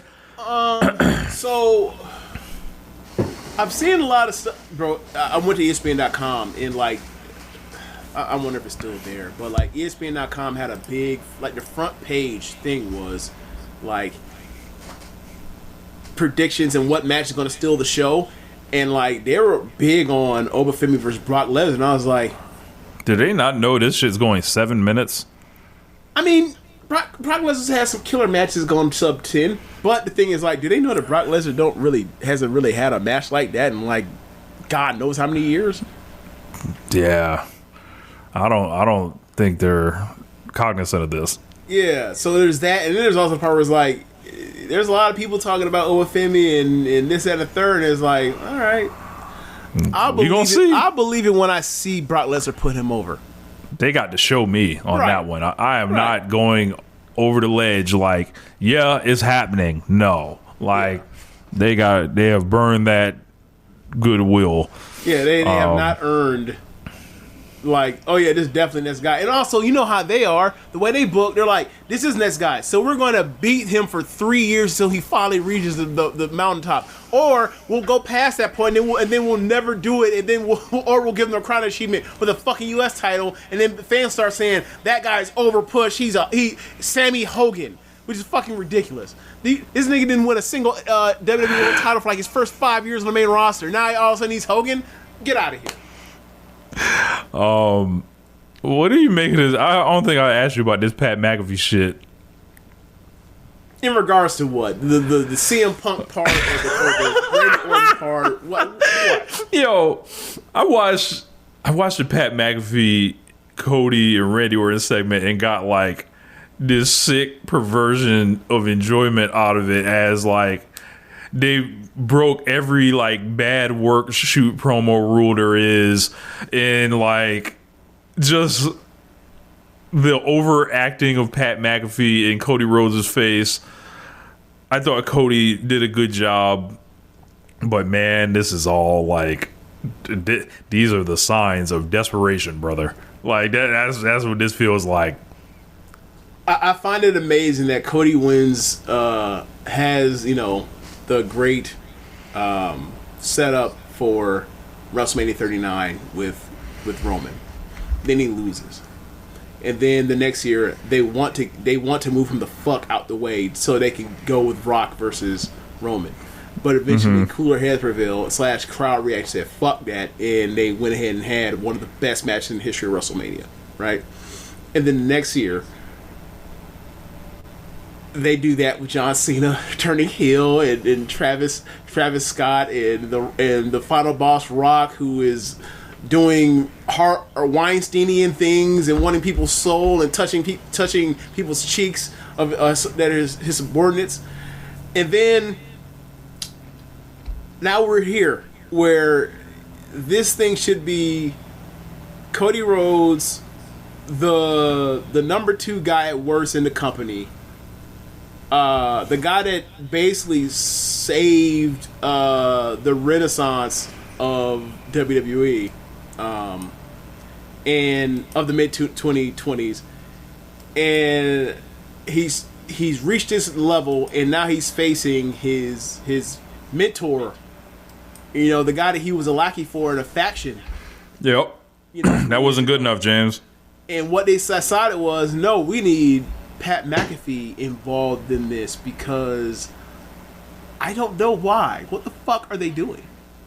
Yeah, They're sprinkling some, you know, celebrity bullshit from WrestleMania on it. It's like, bro, I hate to tell you this. Don't let the documentaries fool you, right? When they were at WrestleMania 11, bro, I watched WrestleMania 11 like 3 weeks ago. What is wrong with you? Why do you do this to yourself? Why are you always watching New Generation bullshit, Rich? Why do you do this? But yeah, man, like, it's like, okay, we're gonna go to Connecticut with Bam Bam Bigelow and have him face Lawrence Taylor in 1995. 1995, not 1990, 1995. There was some match that I watched on the show that was like, you know what? This is actually all right. Hold on. Was it Diesel and Sean? That was fine. It was something else. Okay. I think it might have been Lex Luger and the British Bulldog teaming up. No. It was Owen Hart and Yokozuna against the Smoking Guns. I think. Oh my God. I think. Woo. I watched Undertaker and Bundy, Razor Ramon and Jeff Jarrett with an awful disqualification finish. Was it any good? It was all right. I'm into Razor. I mean, Jarrett's not a bad worker. Jarrett was cool. Look down there. Look, wherever that was in the mid card is right where he belongs. So. Right. Yeah. So yeah, I had threw that on while I was actually rearranging the office. Okay. Yeah, but it's just like, it's like every time you have these moments of them trying stuff, like when they did WrestleMania, the shit was Donald Trump versus Vince for the hair, like that shit worked. Mr. T, that shit works. Mr. T was gigantic superstar, right? Don't you love how people just blanket? There have always been celebrities at WrestleMania, and it's like there's levels of celebrities. It's how you use them. It's like they lead a content. It's like where they're at on the show. If it makes sense to be a main event thing, right. This nigga has been a commentator for fucking 5 years. Right. Like, and honestly, with what is going on with the Manosphere and Manosphere adjacent shit, and ESPN going all in with that, with White Manosphere and Pat McAfee and Black Manosphere when they went with Shannon Sharp, and then they had to get rid of them, right? And I mean, this point, I hope we're not Manosphere. Huh? I hope we're not Manosphere. No. I wouldn't do this show if we were Manosphere. What the fuck? So, like we were far from fresh and fit. So, okay. Get it the fuck together. So, like when you have this stuff happening, and you also can throw in Joe Rogan and like UFC, and then like the ridiculous boxing matches or whatever else, like all this combat sports stuff that's a part of this Manosphere. And then you see ESPN getting into it, and then you see WWE gets pay-per-view gets sent to ESPN, and now like McAfee, who has a show, like it's a synergy brand thing, but it's also Manosphere adjacent shit. And then you throw in like all the black wrestlers that have been sent to all the black podcasts that are Black Manosphere adjacent, like Bun Podcast, like Cameron shit, like 520. Yeah. Right? And it's like, I see what y'all doing. I see what you're doing, but like after seeing like what happened originally to UFC and then seeing what happened to ESPN, it's like I see what's going on with WWE. Do y'all not see it? And it's like, all right, man. Like now McAfee, after they just did this shit with Travis Scott, and obviously Travis Scott is not nearly as reliable as Pat McAfee. Pat McAfee knows what he's doing, but it's like this did not need this. There is no promo that Pat McAfee's ever going to cut that is going to get this program more over than whatever Cody or Randy Orton has to say about one another, or what this person means to them, or the betrayal involved in it. So what the fuck are we doing? Yeah, it's especially for a night one main event. This is these some Saturday WrestleMania niggas. Saturday WrestleMania niggas is all timer, boy. Cameron got coming through with Jey Uso, but he still was always, hey man, I'm gonna get off whatever shit I really gotta say, and I'll do your angle, whatever else. But yeah, man. And the funny part about the Jey Uso shit was like, he said he was Saturday. He's in Saturday WrestleMania niggas. Is like, bro, he like main event Jey Uso was a Saturday main event nigga last year, but he wasn't even in the main event. He was in the fucking opener. Yeah, he's an opener again. I believe it with on the ESPN joint. So that's no. That's a actually pre-show. He's that's on ESPN 2. He's on ESPN 2. ESPN 2 is a pre-show shit, ain't it? I don't know if they're necessarily marketing it as a pre-show. They're saying the first two matches of WrestleMania.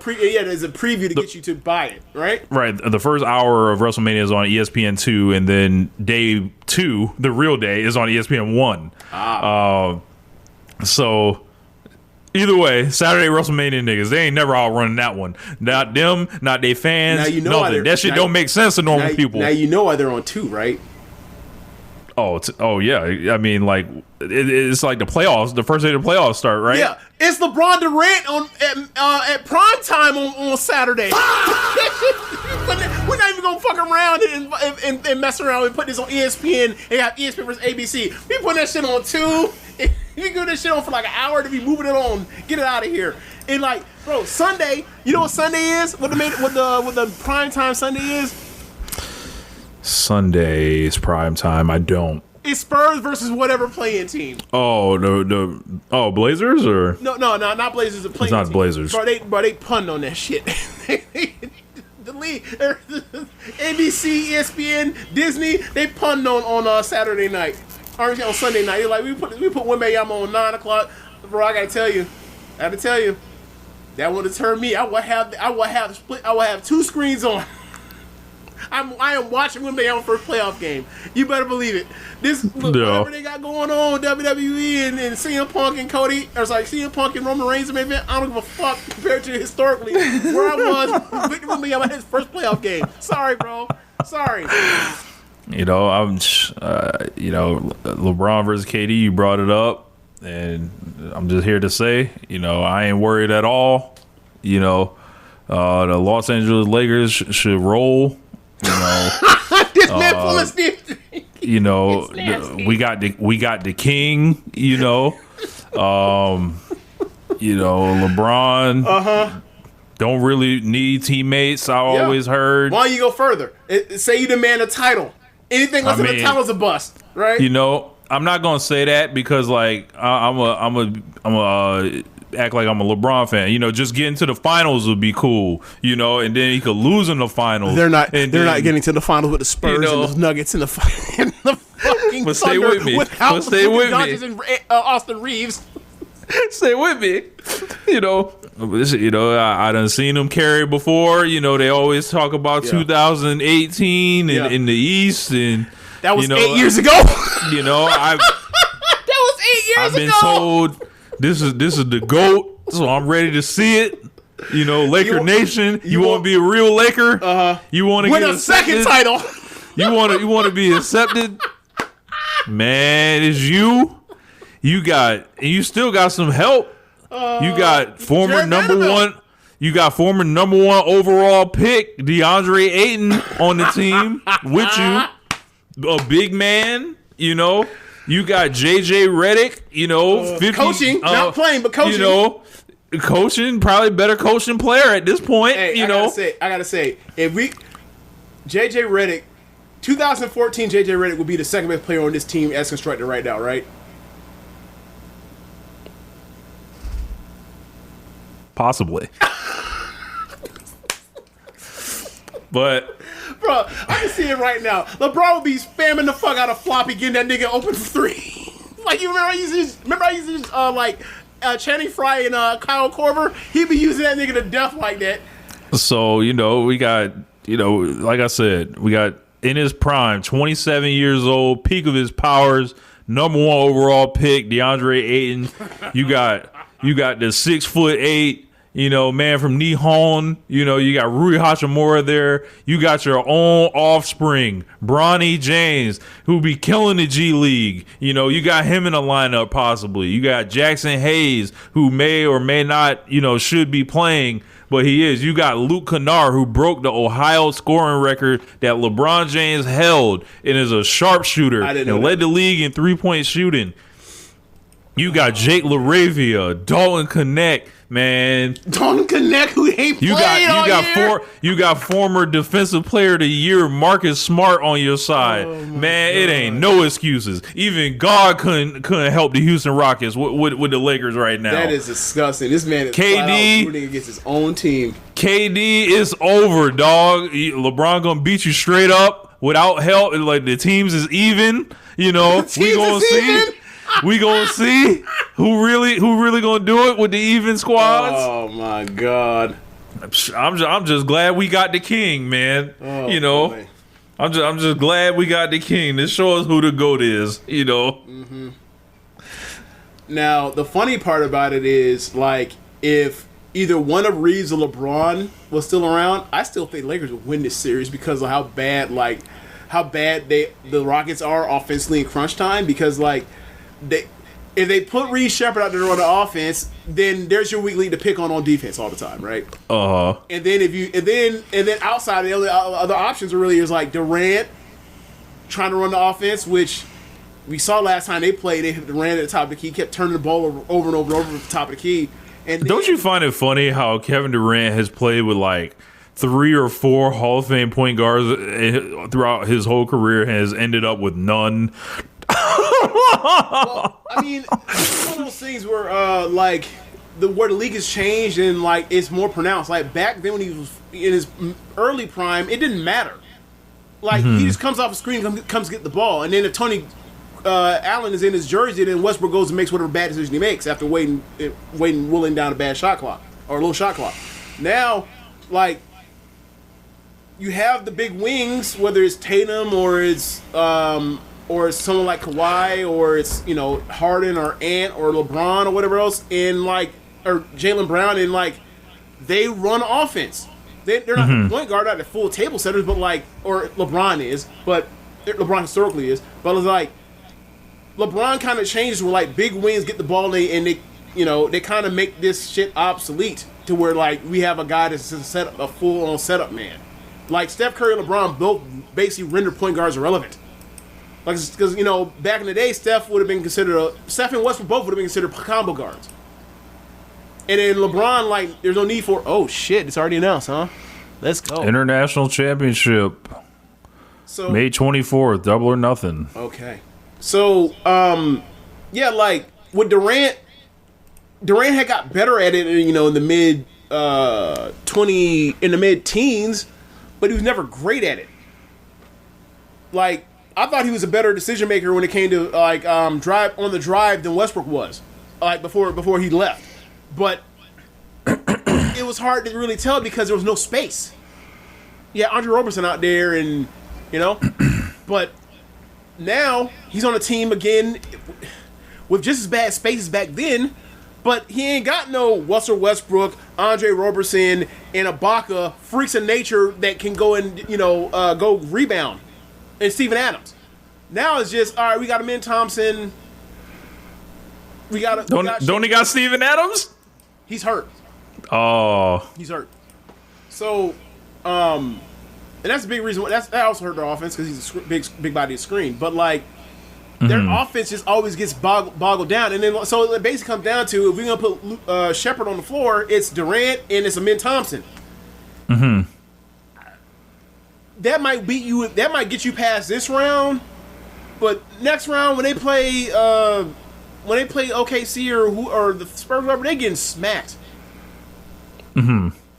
So, yeah, I mean, they're both flawed teams. Obviously, more flawed for the Lakers because the 2 or 3 best players are missing. But it is what it is. Oh, yeah, Clint Capella versus... Myron made a great point.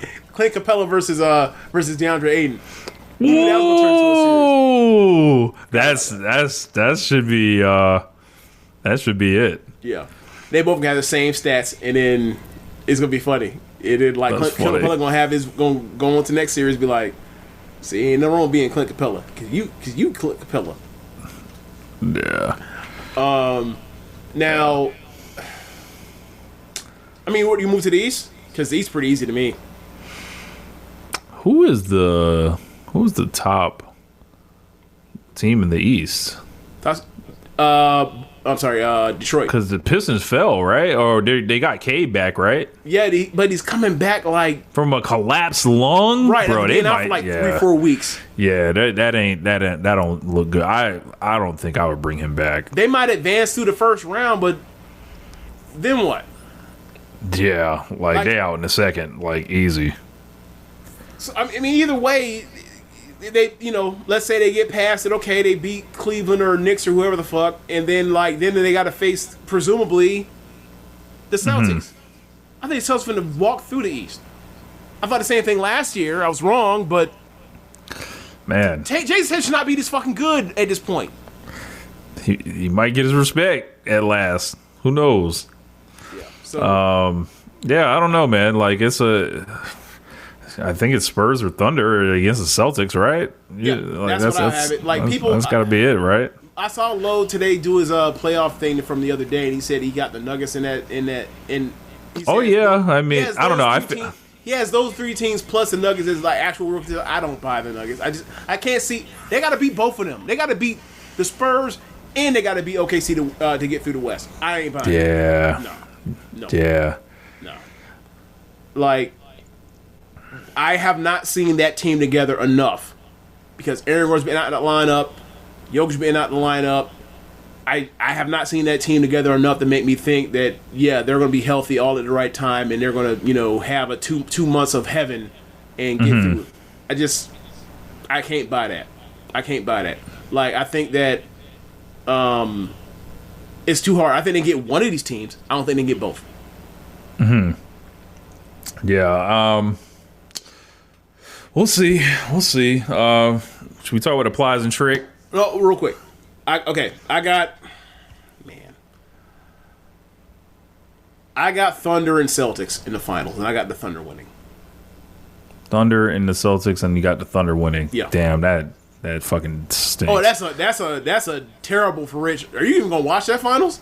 I'll root for the Celtics before I root for the Thunder. Oh my god. Look. At least you can lie to yourself and be like the Duke Allegiance with Jason Tatum. Yep. You can do that. Yep. You can do that. Fair enough. You already know the agenda right there, and then, Celtic Lakers fans rooting against the Lakers in the first round and rooting for the Celtics in the finals. That is disgusting work. I mean, you remember them old Miami Heat series? I used to root for both of them niggas, like, against each other. That was even funner for me. Like, that would be like the Miami Heat versus Celtics. Oh, yeah. I win either way. Look, somebody gonna knock somebody off. You talking about LeBron in a KG era? Yeah. Okay. Speaking of Miami Heat, they were been eliminated. On the 83rd game. Get them the fuck that way. That shit that LaMelo did, like, I understand people are taking it way too far, and the mask is coming off. As far as how much they never liked him to begin with. Yes, it is. However, that was some fuck shit he did. Like, that's some, like, when I first saw it, the first thing was, I think I told you, like, the first thing I thought, this is some Draymond Green shit. The first time I saw it was in slow motion, and I was like, is he trying to get up? Like, why is he grabbing him? Like, I was just more confused than anything. Give me your feet. I'm just trying to take you out. I'm just trying to take you out. That's really what it came down to. Like, I'm just trying to, and nigga fell on his tailbone and was fucked up. This is the first time I've ever seen him do anything like this, so I'm willing to give him the benefit of the doubt that, like, bad mistake, whatever else. If he does that shit again, brother. I was gonna say, I can't ever think of anything that has been like that. Right. Like, even Spoelstra came out and was like, he's not a dirty player. Right. Like, y'all are fucking tripping. Because a lot of times he never played hard enough to even do anything dirty, right? So it's like, I'm not willing to. He's not Grayson Allen. You know what I'm saying? Like, he's not Draymond Green. He's not Dylan Brooks. He's not some person with his reputation of doing fuck shit. So I'm not willing to. Speaking of Grayson Allen, do you think his hair turning gray early as fuck is revenge for all the fuck shit he was doing at Duke? He never stopped. He does it in the league too. I mean, yeah. I don't know how they ain't fought him yet. He must have hands or something. Brother. So did Steve Blake, but he still got body. Look, I can't believe I'm saying this. We as a society used to handle dirty white players in the NBA. I say we as a league, right? You remember seeing, he must be able to fight.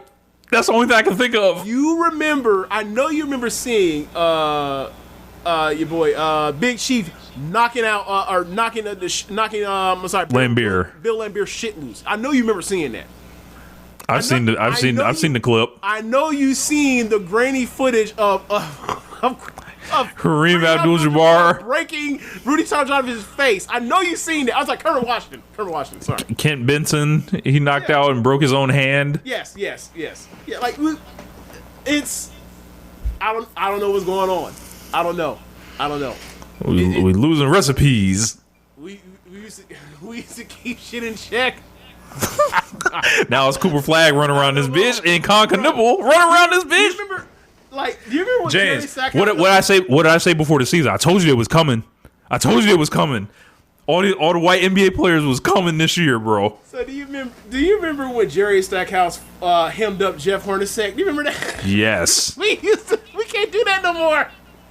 Yes, it will be the National Guard gotta get called in. Look, I guess it's like, look, he can get away with whatever because he knows that if we beat his ass up, it's gonna start a race war.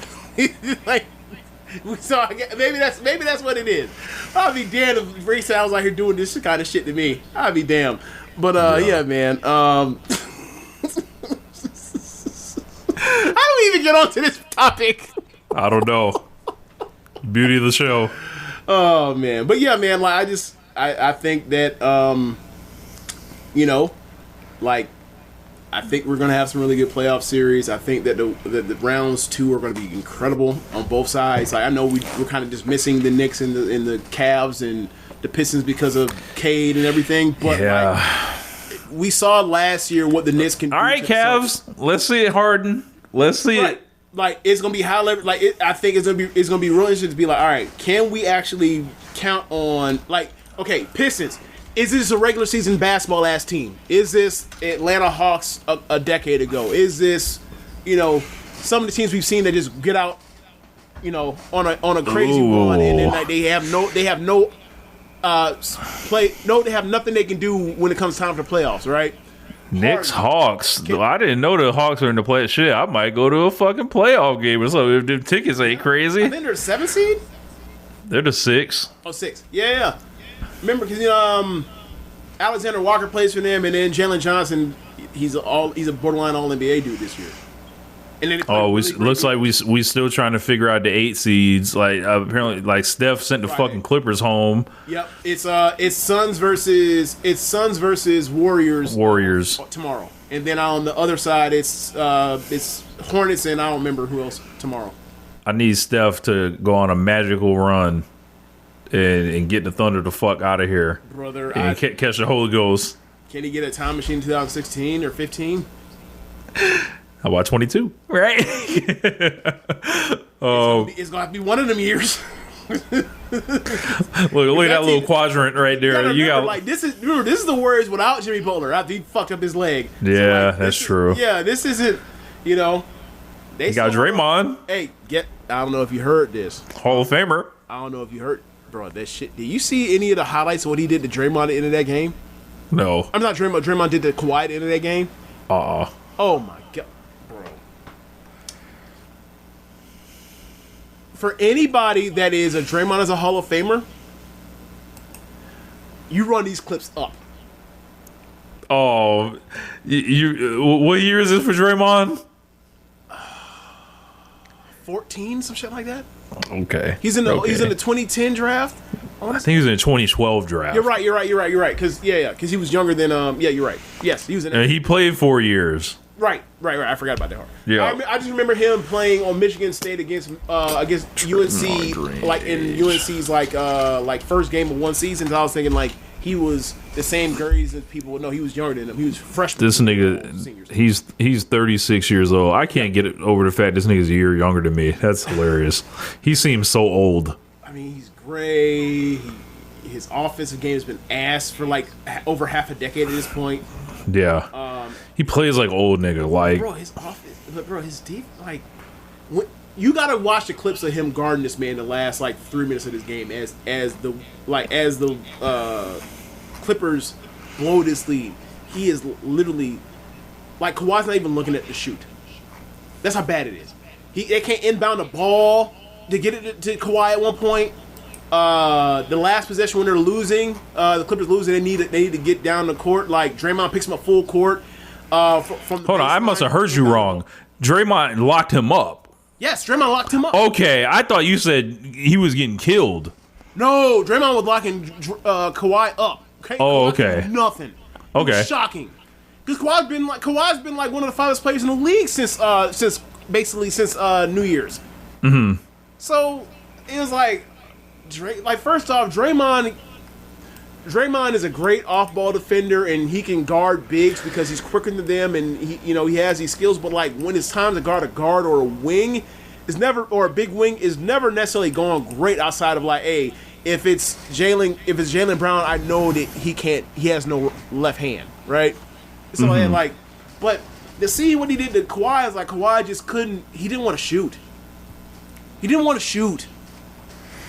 Like he hit the ball and he's like, nah, this ain't a good idea. Are you James? Are you saying he didn't aspire to shoot? No, he did not aspire to shoot.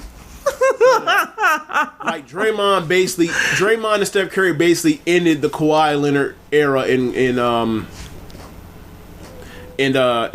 LA. It's over. Like they getting out that business. I heard that like I love when the Kawhi might end up on like the. He might end up on the Warriors. He might end up as the Heat. Why don't he go back to the Spurs? Toronto. He need to take it. I was going to say Toronto. Maybe he can go back. Yeah. Gotta remember, San Antonio, they don't want him back. Look, what about the Knicks? You know? I don't even know how that would go. Oh, no, they got OG Anunoby, man. Yeah, that shit ain't you got to remember all the caps stuff with Towns and also with Do we like Minnesota? Do we like Minnesota? You know, I would like that team, but then you got to jettison out Rudy to do that because Rudy's making max money. What we waiting on? Like I say, what we waiting on? You know what's funny? You know what would be a good place for Rudy?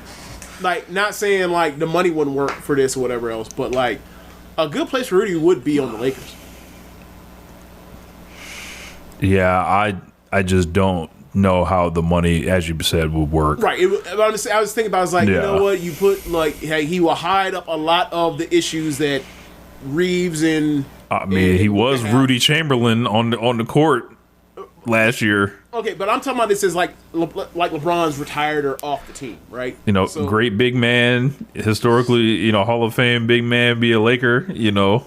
All right, so let me get my point done. But like, Luka and Reeves would greatly need a rim protector or whatever else.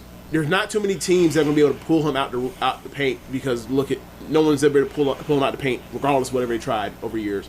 Almost you can do is ISO him and light him up. If you have James Harden or Luka or Chris Paul, you can do that. Ain't too many. Yep. Right? So then also on the other end, like you make Rudy a instant lob threat once you have Luka. Yep.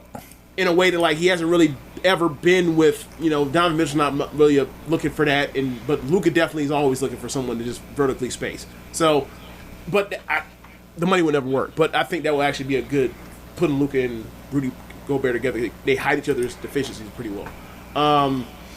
But yeah, like I just think it's gonna be fun. You know, from round 2 on, it's gonna be really fun, and yeah, hopefully Spurs.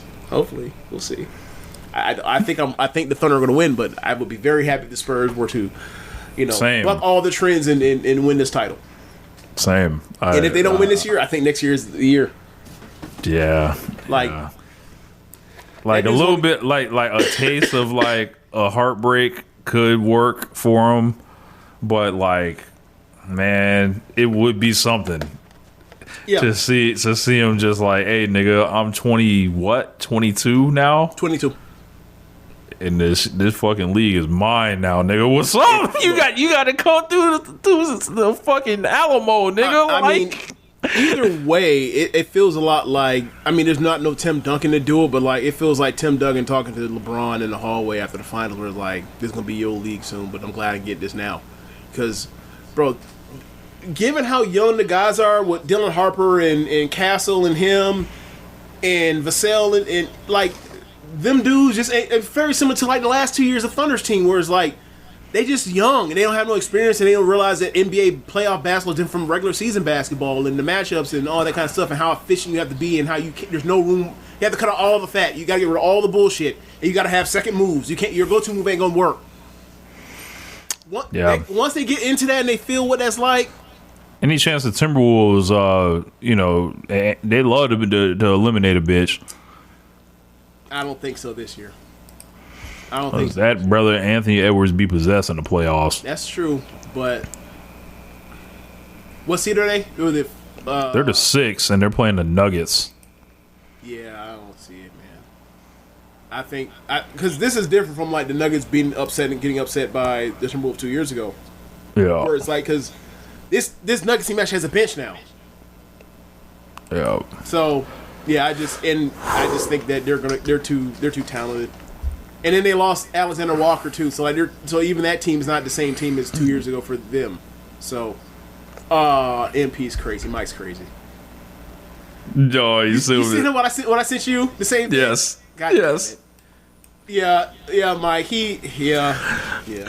So you want to do both of these topics? So you had the Arn Anderson quote that you say you wanted to bring up, and then we could do it in passing because we could have talked about with Darby, where it's like people talked about like it's just about perspective. Like I feel like at times we lose sight of either you got to be a observer level Hall of Famer or get the fuck out of here at times. And like Arn Anderson was talking to I think Cena was relaying what Arn Anderson was like. When you think of me, you think of you hold me in high regard, right? But it's like I was never a main eventer, and I was only ever in the main event when I was either tagging with Flair or facing with Flair.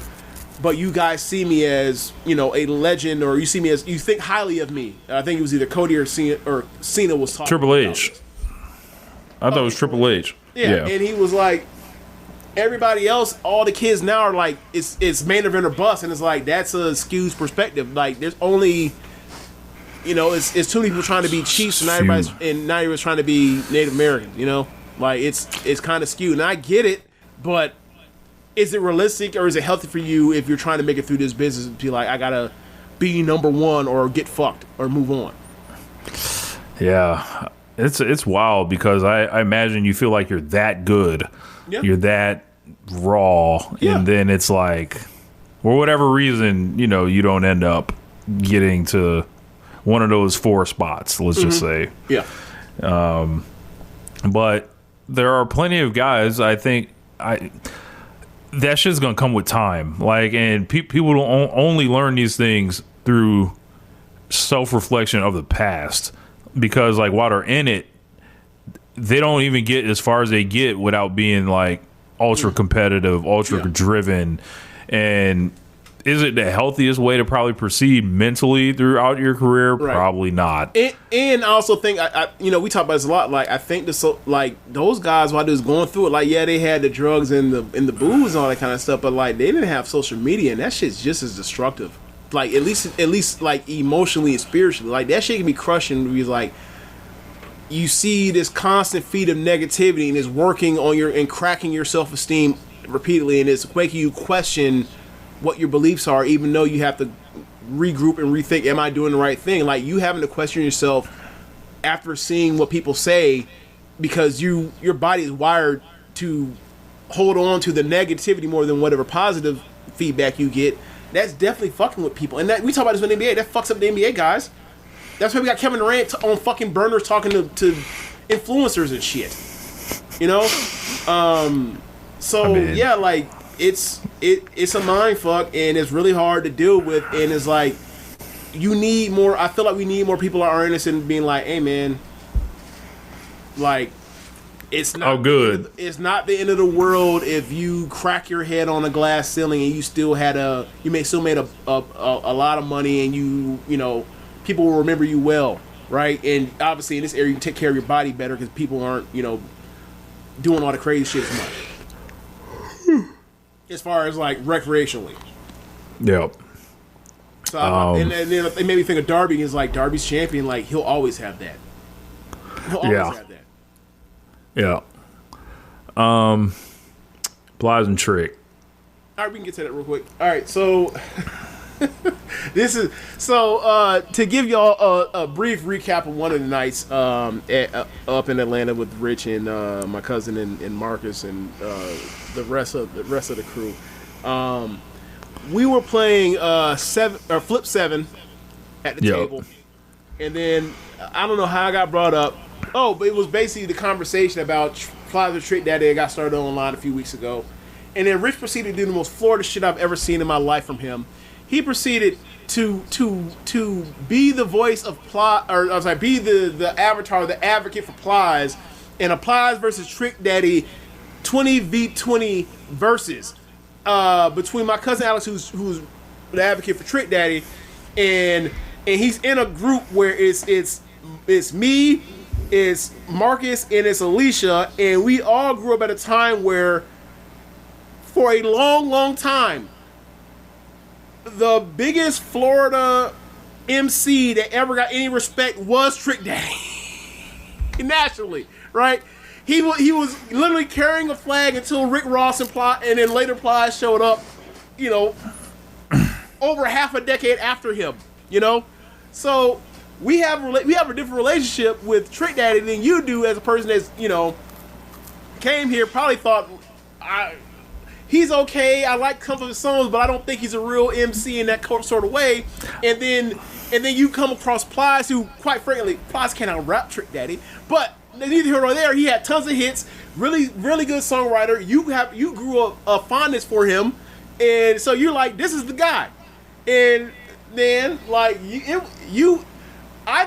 when people were talking about this online, it was Ice from the Button podcast phrasing it as Plies wins, and basically everyone from Florida was like, no, shut your Yankee ass up, get the fuck out of here. And my response was, I think that they're thinking the way that, like, how I think a lot of people think, and I think actually Plies is close. He's going to lose. I was offended. No, but Plies, I think Plies is going to lose, but it's closer than people think. I think it's like 12-8, that sort of range. And then you're playing it, whatever else. And Alex, y'all both left stuff on the table, I felt, right? Like, Plies did not do, I'm sorry, Plies as if you, like, there was like one or two songs I remember, like, oh, I think he missed it too, but like Alex, he left off Fuck the Other Side, and I'm like, okay, so this is how this is. But my whole time was you're playing it, I'm like, because Rich set the tone early. Alex played something, Alex had the first half where he started his first 10, he's starting first, and Rich, which way was it? I started first, and I started with Shawty. Yeah, and I was like, ooh, he throwing a, one of his big cars out first, and Alex basically conceded. And then he got to a point where, like, all of a sudden Alex, because he's, it seems like he's trying to chase you. He plays "Shut Up" in like the first 5 songs. I'm like, bro, you're playing. He plays that second. He plays that second after "Watch This." I come back with "Watch This" or whatever. Oh, so you have the card. So I see. Yeah. I'm like, oh no, if he's playing "Shut Up" this early, it could get bad for Trick. Luckily, or not luckily, but like as it plays along, Trick Daddy ends up winning. I think there were like 3 or 4 of them that were like, we couldn't come to a consensus. I feel like we need to talk about this. Yeah, I mean, how fast? Okay. No, I'm saying like as far as like really what it was, where I was like, look, man, do y'all think of Trick Daddy when y'all hear these? It was a lot of features getting played, and it was like, do y'all really think of Trick Daddy when you hear this song? And I'm like, it was a lot of Plies standing on his own too. It was a lot of solo Plies. It's a lot of solo Plies, or basically it was mostly solo Plies. Like probably like 70-80% of it was solo Plies as far as the rapping verses. And then like the Trick Daddy side was probably like 50 to 60% Trick Daddy himself plus Trick Daddy and posse cuts, whatever. And that's the main thing. Like Take It to the House. There's tons of stuff that like Born and Raised, Fuck the Other Side, like. These are posse cuts. Shut Up. It's like these are him putting some slide niggas on here, and it's very for a person that did a lot of the Thug albums, like Thugs R Us and Thugs World. Is like it's quite fitting that he was putting out his own version of Outlaws on this track. He out rapping. Yeah. But yeah, it was very fun, and I gotta say, Rich, it was one of my more proud moments. You were like, this man out here came up with 20 tracks of Plies, and they all can compete. And I remember saying to Alex, I was like, hey man, like, you see how this night going? Do you think you could have won with Trick Daddy if you had to go 25 rounds? He was like, honestly, no. And that is a thing for Plies being underrated, and also this era for being underrated, where it talks about like I played none of the new Plies, none of it. Right, you didn't play. Like you could have played Drip for Sale. You didn't play Drip for Sale. Yep. Right. Did you play Ritz Carlton? Yep. Okay, you did. All right. Actually, that's the only new relatively Plies. I didn't play like 07 through 2011. 11. Yeah. So the thing for me was, it brought this other thing about that happens in these some of these verses we talk about lately. Some of these people that were analog record sales artists versus people that are in the streaming space. And Plies kind of missed the streaming space, but he's kind of later still. He still has stuff on. He still some of his prime overlap with streaming, the takeover to streaming. Mm-hmm. Hey man, you might have bigger songs at the top, but a lot of these artists that are, when people make these comparisons, they have deeper bags of catalogs of songs they can go to. Like, people love to do this whole like Chris Brown versus Usher thing, and Usher will win in a 20. I'm sending you the scorecard right now. Okay. Usher will win in a 20 versus Chris Brown, more likely than not, right? Or probably definitely, right? Not at 25, not at 30, not at 40, not at 50, because Chris Brown has to make a shit ton of records. Yeah. Or he has made a shit ton of records. Like, and that was one of the things that when it, like when I evaluated people like Wayne, it was really hard for me to get past what like there was a paradigm shift in this, especially because like people took so much to him with the mixtapes. I'm like, bro, you can't even sell them shits. But either way, it's like being prolific, like in a way, can stick with people more than just saying I got undeniable classic top 5 records or whatever else. Or my 5 best records are better than your 5. And people were like, a lot of people were like, at this point, like I value the best 20 more, or the best 25 better than the best 5. And that was like basically what it came down to with Trick and Plies. Like, Trick Daddy had a better 5 or 6 or 7 than Plies, undeniably. But once you fill out the rest of it, it's like, okay. I feel like if I need to digitize this and like put it on a thing and send it out for the internet to decide. Because like when I heard this whole thing when I heard Ice, I agree with Ice. I was like, and I was like, no, like this nigga Plies has never ever been credited or shown love. He was an industry outsider essentially. He didn't work with a lot of people, none of that shit. That's why a lot of these songs by himself, by the way. Right. And it was singers and shit. Like, so also another part about it with the Plies and Trick Daddy thing is like as I mentioned with Ross and Plies later on, like both these niggas came, like they don't break if not for Trick Daddy breaking, right? Like there's no, if not for Trick Daddy, obviously you can say the thing about Luke with Trick, right? But like if not for Trick Daddy breaking through as a real MC, there's no Trina, there's no Ross, and there's no Plies, there's no Slip and Slide. And all of them came through Slip and Slide. So there's also something to be said about that. But like we're not getting into the direct line of influence as far as who's better. We're talking about like, hey man, best 20 tracks, and like Trick Daddy, surprisingly, like, I mean not surprisingly, like I thought it was gonna be close, but it was even a bit closer than I thought it was gonna be. It was uncomfortably close for me. So this is my point where I was like, Plies will get his respect tonight. Like I was like, I knew a lot of shit to play. Like I was hitting them just different ones or whatever, just keeping this nigga afloat. So like it was Shawty versus Sugar. Watch This against Shut Up. Plenty Money, Let's Go. Yep. We gave it to Plenty Money. Becky versus Jump on the Dick. I didn't like that. A lot of white people would have been like, Let's Go for sure. Like, no. What? Look, what's in my pocket, dog? Big Face Honest. That shit will ring off forever. But what were you saying? The next round, Becky versus Jump on the Dick. I didn't like that one. I thought that should have been Becky. That was like the biggest song of the summer in 2010. I remember it clearly, but I was outvoted on that one. That was close. Didn't we call Shaw about that one? I can't remember. I don't think we did. No. Okay.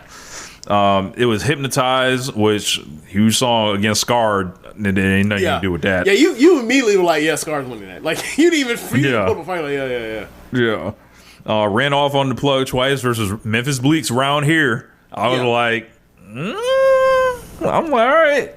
So that was one of those ones I had to explain to you, like, bro, you do not understand what that Just Blaze shit sounded like in a car, in a box Chevy with 15s in the back. That shit used to ring like this before we figured out that like, yeah, you should be playing 808 like the next octave up, and it rings through. It makes your trunk rattle even crazier. So like, when you hear it in headphones, it sounds weak, but when you put it in the system, it blams like the craziest shit you ever heard. It rattles everything. So that was a go-to.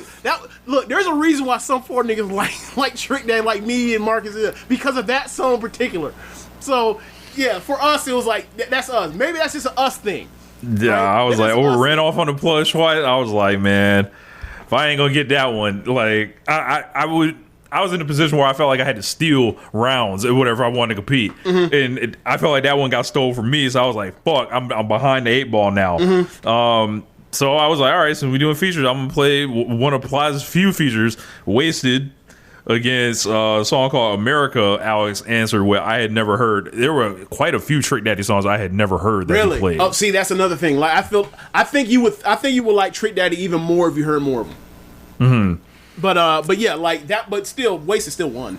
Yeah, 100 Years versus Born and Raised. They gave it to Born and Raised. I think they gave me Born and Raised at the end because it has a star next to it. No. Well, no.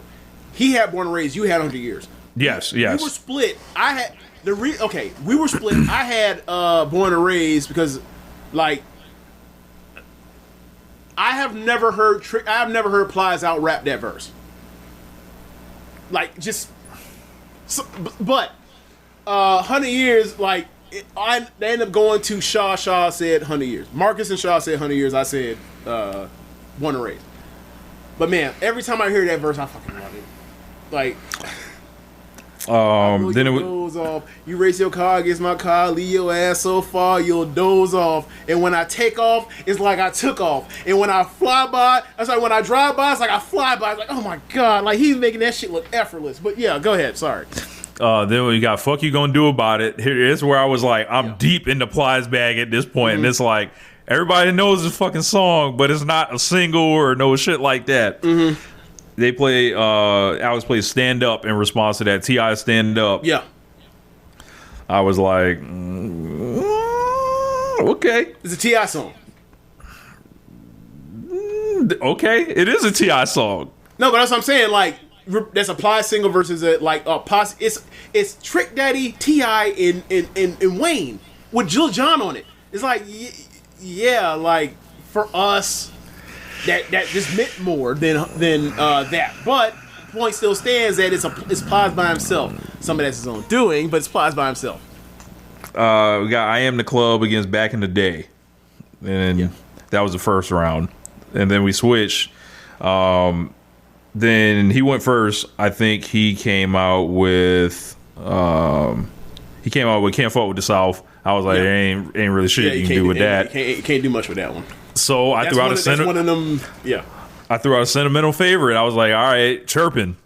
Everybody loves Chirpin' with that fucking guitar and the way that shit, bro. I thought I was gonna swing the room just a little bit, but I threw it on there. I was like, it ain't. I was like, nigga, it ain't gonna be easy. I was like, I got this. If we had voted.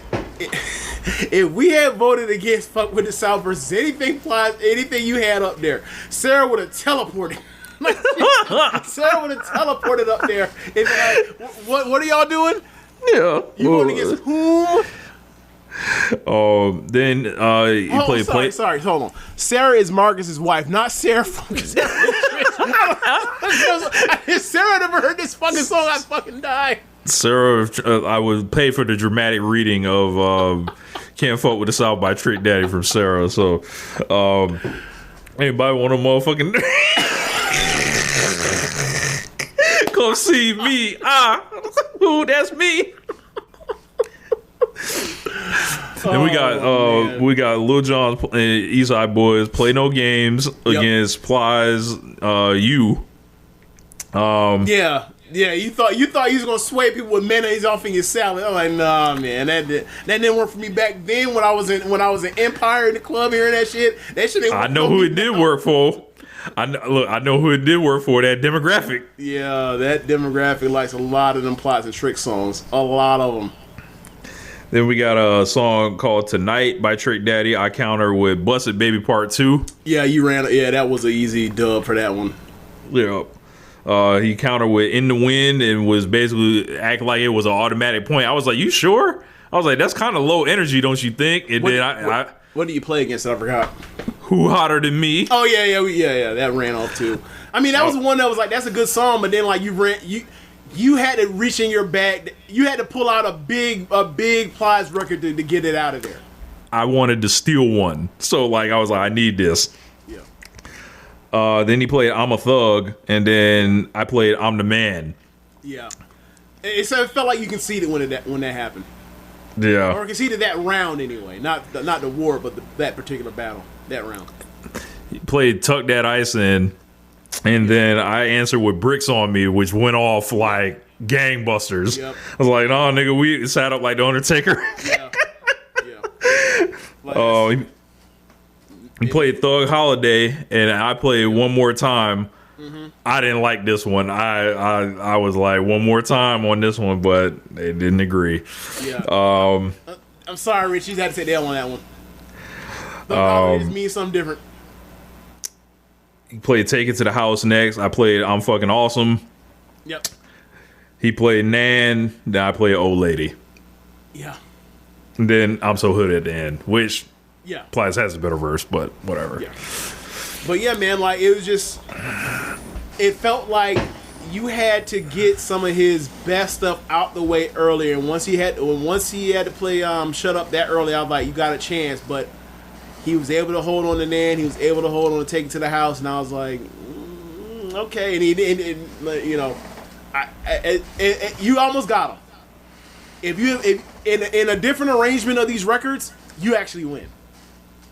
But it's the way the fight went, if you will. Yeah. I think I listened to Thug section after. I also should have played Rob Thug Myself. section was one I thought you should have played. Yeah, I should play Rob Myself also. Cause I forgot how hard that shit went. I was like, ooh. You think that would have been better than anything you played? I would have definitely got to point out Rob Myself. Like the way that shit would have dropped. What would you have dropped off the thing to do that though? What would have been around you would have put that in? I'd have probably played it instead of You. Okay. What was or Play No Games. Yeah, you might have won that one. Yeah. You might have won that one. Yeah. Yeah. There was a couple of Plies joints. I've been listening to a bunch of Plies of late. But this is the real thing, right? Plies got like 25, 28 songs that could have been played in a 20-round versus. Trick got like 23. You see what I mean? Like it's just a different animal than in the different eras. It just is. So like, you know, luckily Trick Daddy, his top 5 is beating the hell out of Plies' top 5. It just is what it is. So he ended up ultimately being able to hang on. But like I said, if it went 25, he would have won. If it went 30, it would have got ugly. Yeah, like I'd have started 30, 35. I'd have started playing some of the newer Plies then. Like I didn't play Pants Hang Low. I should have probably played that. I didn't play fucking Got 'Em Hatin'. You could have played Chopper Zone. You could have played Got 'Em Hatin'. Got 'Em Hatin'. Yep. Yeah. He's got a lot of shit. He just does. So I'm like, Plies is, bro, like that's what I was like. People talk about Plies like he just is walking apart. I'm like, are you kidding me? Like, I know what the fuck Plies was out here doing, dog. I think a lot of people. I mean, I don't think a lot of people listen to Plies albums like that. Bro, he made some of the best albums, and like what I used to remember about Plies albums, he would do all this shit without big name. A lot better than his level of skill as a rapper. Yes, yeah, and he would do it without big name producers. Like he would get like 2 or 3 songs from like your big name producer, and then fill it out the rest with like local niggas you never heard of, and that should be slapping. We also knew where he was recording in Tampa. It was just that's true. We should know that. Yeah. Yeah. Yeah. So I mean, honestly, like outside of Drummer Boy and outside of like J.R. Rodham, Zaytoven towards the end. Okay. He got Manny Fresh at one point, but just for one track. But the bulk of this stuff is like no name producer for the most part. Yep. So Deep Productions. Yep. Yep. Shout out Brian. But yeah, man, that was really fun. I had a blast doing that, and then there was like a Kanye Drake one that we judged, God. And that one was Alex, so Alex. After we did that, we moved over to Alex, who is a gigantic Kanye fan, I guess lately he's not actually attaching himself to it because it's like, oh, I can't really attach myself to a guy that Hail Hitler and all that kind of shit. I'm like, bro, I shit, whatever. And then Marcus, who has still been hurting ever since Kendrick Lamar put all sorts of hands on Drake. I don't know how Marcus became such a huge Drake fan, because if you know what Marcus listened to, and you said this is gonna be it don't match. It don't make no sense. This is a Gucci Mane, Jeezy, like Future guy, right? Migos guy. Like, he's a huge Atlanta guy. All of a sudden he's a Drake guy. I mean, maybe it's because of all the features. I don't know, but man, like he tried to start this off, and man, like I think the first track. Who started first? You remember? Yeah, I got theirs as well. Just tell me who started first. Let me tell me the rounds. Or tell me the round. I know what the first round will happen. Marcus started it. Marcus started by playing what? Headlines. By playing headlines. I was like, he's instantly in trouble right there. And then Alex said, fuck this, I'm playing Power. No, he said, I'm playing Runaway. Okay, he played Runaway. And then I think the next 2 or 3 tracks is Power. I was like, he played Moment for Life and then Power. Yeah. So basically what Alex did was he basically started from, and I told him, like, hey, bro, don't play none of this Nazi shit. Don't play none of this before, after Life of Pablo, yay, bipolar, I do crazy shit, nonsense, troll shit. Don't play none of that. Don't play no Slavery Was a Choice, Kanye West. I want to hear it. It's going to automatic. I've never heard We voted against that shit. Bro, he played that Carnival song. We said, fuck that. We voting for Nokia off principle. Fuck it. Yeah. So I told him, you play any of this pre-slavery, any post-slavery was a choice Kanye shit. I ain't heard it except for that Vultures or the shit about the shit with the choir. I ain't heard none of anything but that, right? So I automatically gonna get an X from me. So this man's basically what he did was he started from dark fantasy and went backwards. And then occasionally he would throw in some Yeezys in between, but he didn't even get to College Dropout. Did he even get to anything on late registration? Oh, he did barely. We Major. He did We Major. He didn't do Diamonds. He didn't do Diamonds. Diamonds Forever. He didn't do Touch the Sky. Yep. And when I tell you the beating that he put on Drake, bro, it was like I think he only played one. It was bad. Heartbreak song too. It was bad, dog. Like for the first half of the thing, it was like 5. I just sent you the score. I just sent you the scorecard. Yeah, for like 5 rounds, Alex was just playing like Cruel Summer, and he was getting Drake out of there. I was like, oh my god, bro. I was, yeah, Mike. I didn't know about whatever, bro. We don't desire to do no shit like that. We some family men. We getting this paper, you know. Yeah. So. By the first 10, where Drake is starting first, Alex is up 4-6. And Marcus makes a late push to get it to 4. And like I thought, like that he was down like 6-5-1 or something like that. There was a point where, like, in this close to like the third quarter of it, if you will, it was kind of close. Alex was like, I'll let him have it. And I was like, ooh, because there was what was it? Started from the bottom versus We Major. And Alex was like, you can have it. I'm like, man, shit me. I'd rather hear We Major than fucking start from the bottom that we hear. And ultimately at the end, it ended up being 13-7. I was like, God damn. He beat the hell out of him. He didn't have to pull out no College Dropout, so that means no Through the Wire. Spaceship. No Jesus Walk. He played one Jesus Walks. He played Jesus Walks. Yeah, he played Jesus Walks. Yeah, that was the only song he played. And then like he only played it was nuts. I was like, bro, there's a clear difference between what we talk about when it comes to this GOAT shit. Now, here's the thing, right? He played the wrong Drake songs. That's true. But because he could have played Money to Blow, for example. And got it in the better. That would easily been in the better than the 20 he put out there, right?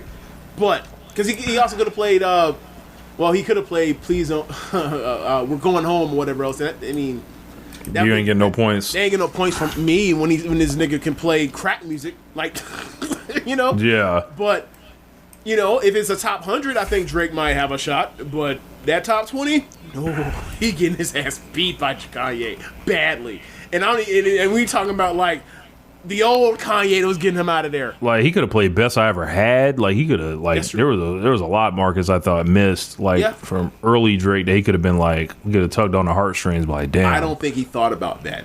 I think he was just going off vibes, and Alex was like, I am here for the kill. Because, bro, when you play Power, when you play a Kanye verse in the third track, he plays Power, you're not fucking around. Yeah, I'd have probably started with Power just to set the tone. Like, nah, we taking this back. I think he probably would have had he played a better song than could have played I'm Going In. Like, there was a bunch. He could have played that. But here's the thing, like, Alex didn't play I Go Hard. There's Alex left shit. Like, he just did a good job. He didn't do a great job, and it was just like he just did a great job, and he still smacked the shit out of Drake. That's nuts. But but one thing I want to say about this, the second set of verses, right? While going through Drake and Kanye West's verses, these are two of the all-time greatest rappers of all time, right? Two of the biggest musical acts of the last 25 years of music. Mm-hmm. Gotta say, I had a lot more fun going through Trick and Plies versus. Absolutely. That was so absolutely. Much fun. It was Plies the underdog. Plies the underdog, and it was like. It was a lot of nostalgia in the room. Yeah, it was a lot of like, are we sure about this? It was a point to prove, like with this. So yeah, absolutely. Yeah, that was great. Yeah. Like, and the concept of the best of 7 verses. Oh, we got to do some of them. Oh yeah. Oh, we got to do them. Yeah. Some people that like, got some absolute hitters, but like they're, people that have like the pop star discography, like they got big hits, but necessarily not great albums or whatever else, or nothing. They have long success, whatever else. There are a lot of rappers that got a hot, 7 hot ass tracks for your ass. So we'll come up with something eventually. Yeah. We'll come up with something. Go on like the Discord channel or some shit, and do some shit. Y'all throw us some suggestions, and we'll probably. Me and Rich will probably do it. Well, we'll figure out how to do it, or shit on YouTube. That shit getting taken down. Oh yeah, quickly. You're like, what are you doing? Yeah, not play. Like, that shit's for sale, and not here. Right. Yeah. But is there anything else? Nah, let's wrap it up. I think everybody done logged off or got kicked off. 1 to 2. All right. Thanks for listening, y'all. That's the end of the show. Be sure to rate us on whatever app you're using to listen to this with. If you are watching from the stream, which. Maybe not. If you're watching later or whatever else, go to the show notes for the wrestling link. You donate there, and be sure to listen to other shows on the network. Besides One Radio, you have Keepin It Strong Style, All Things Elite, AEW Match Guide, Imp's Adventures, the Trish Sarah Wrestling Podcast, Tumble Talk, and Wrestling Art with Chris Things. Thanks for listening. Oh, also Joshi'ing around. Thanks for listening, y'all. Yes, sir. Peace.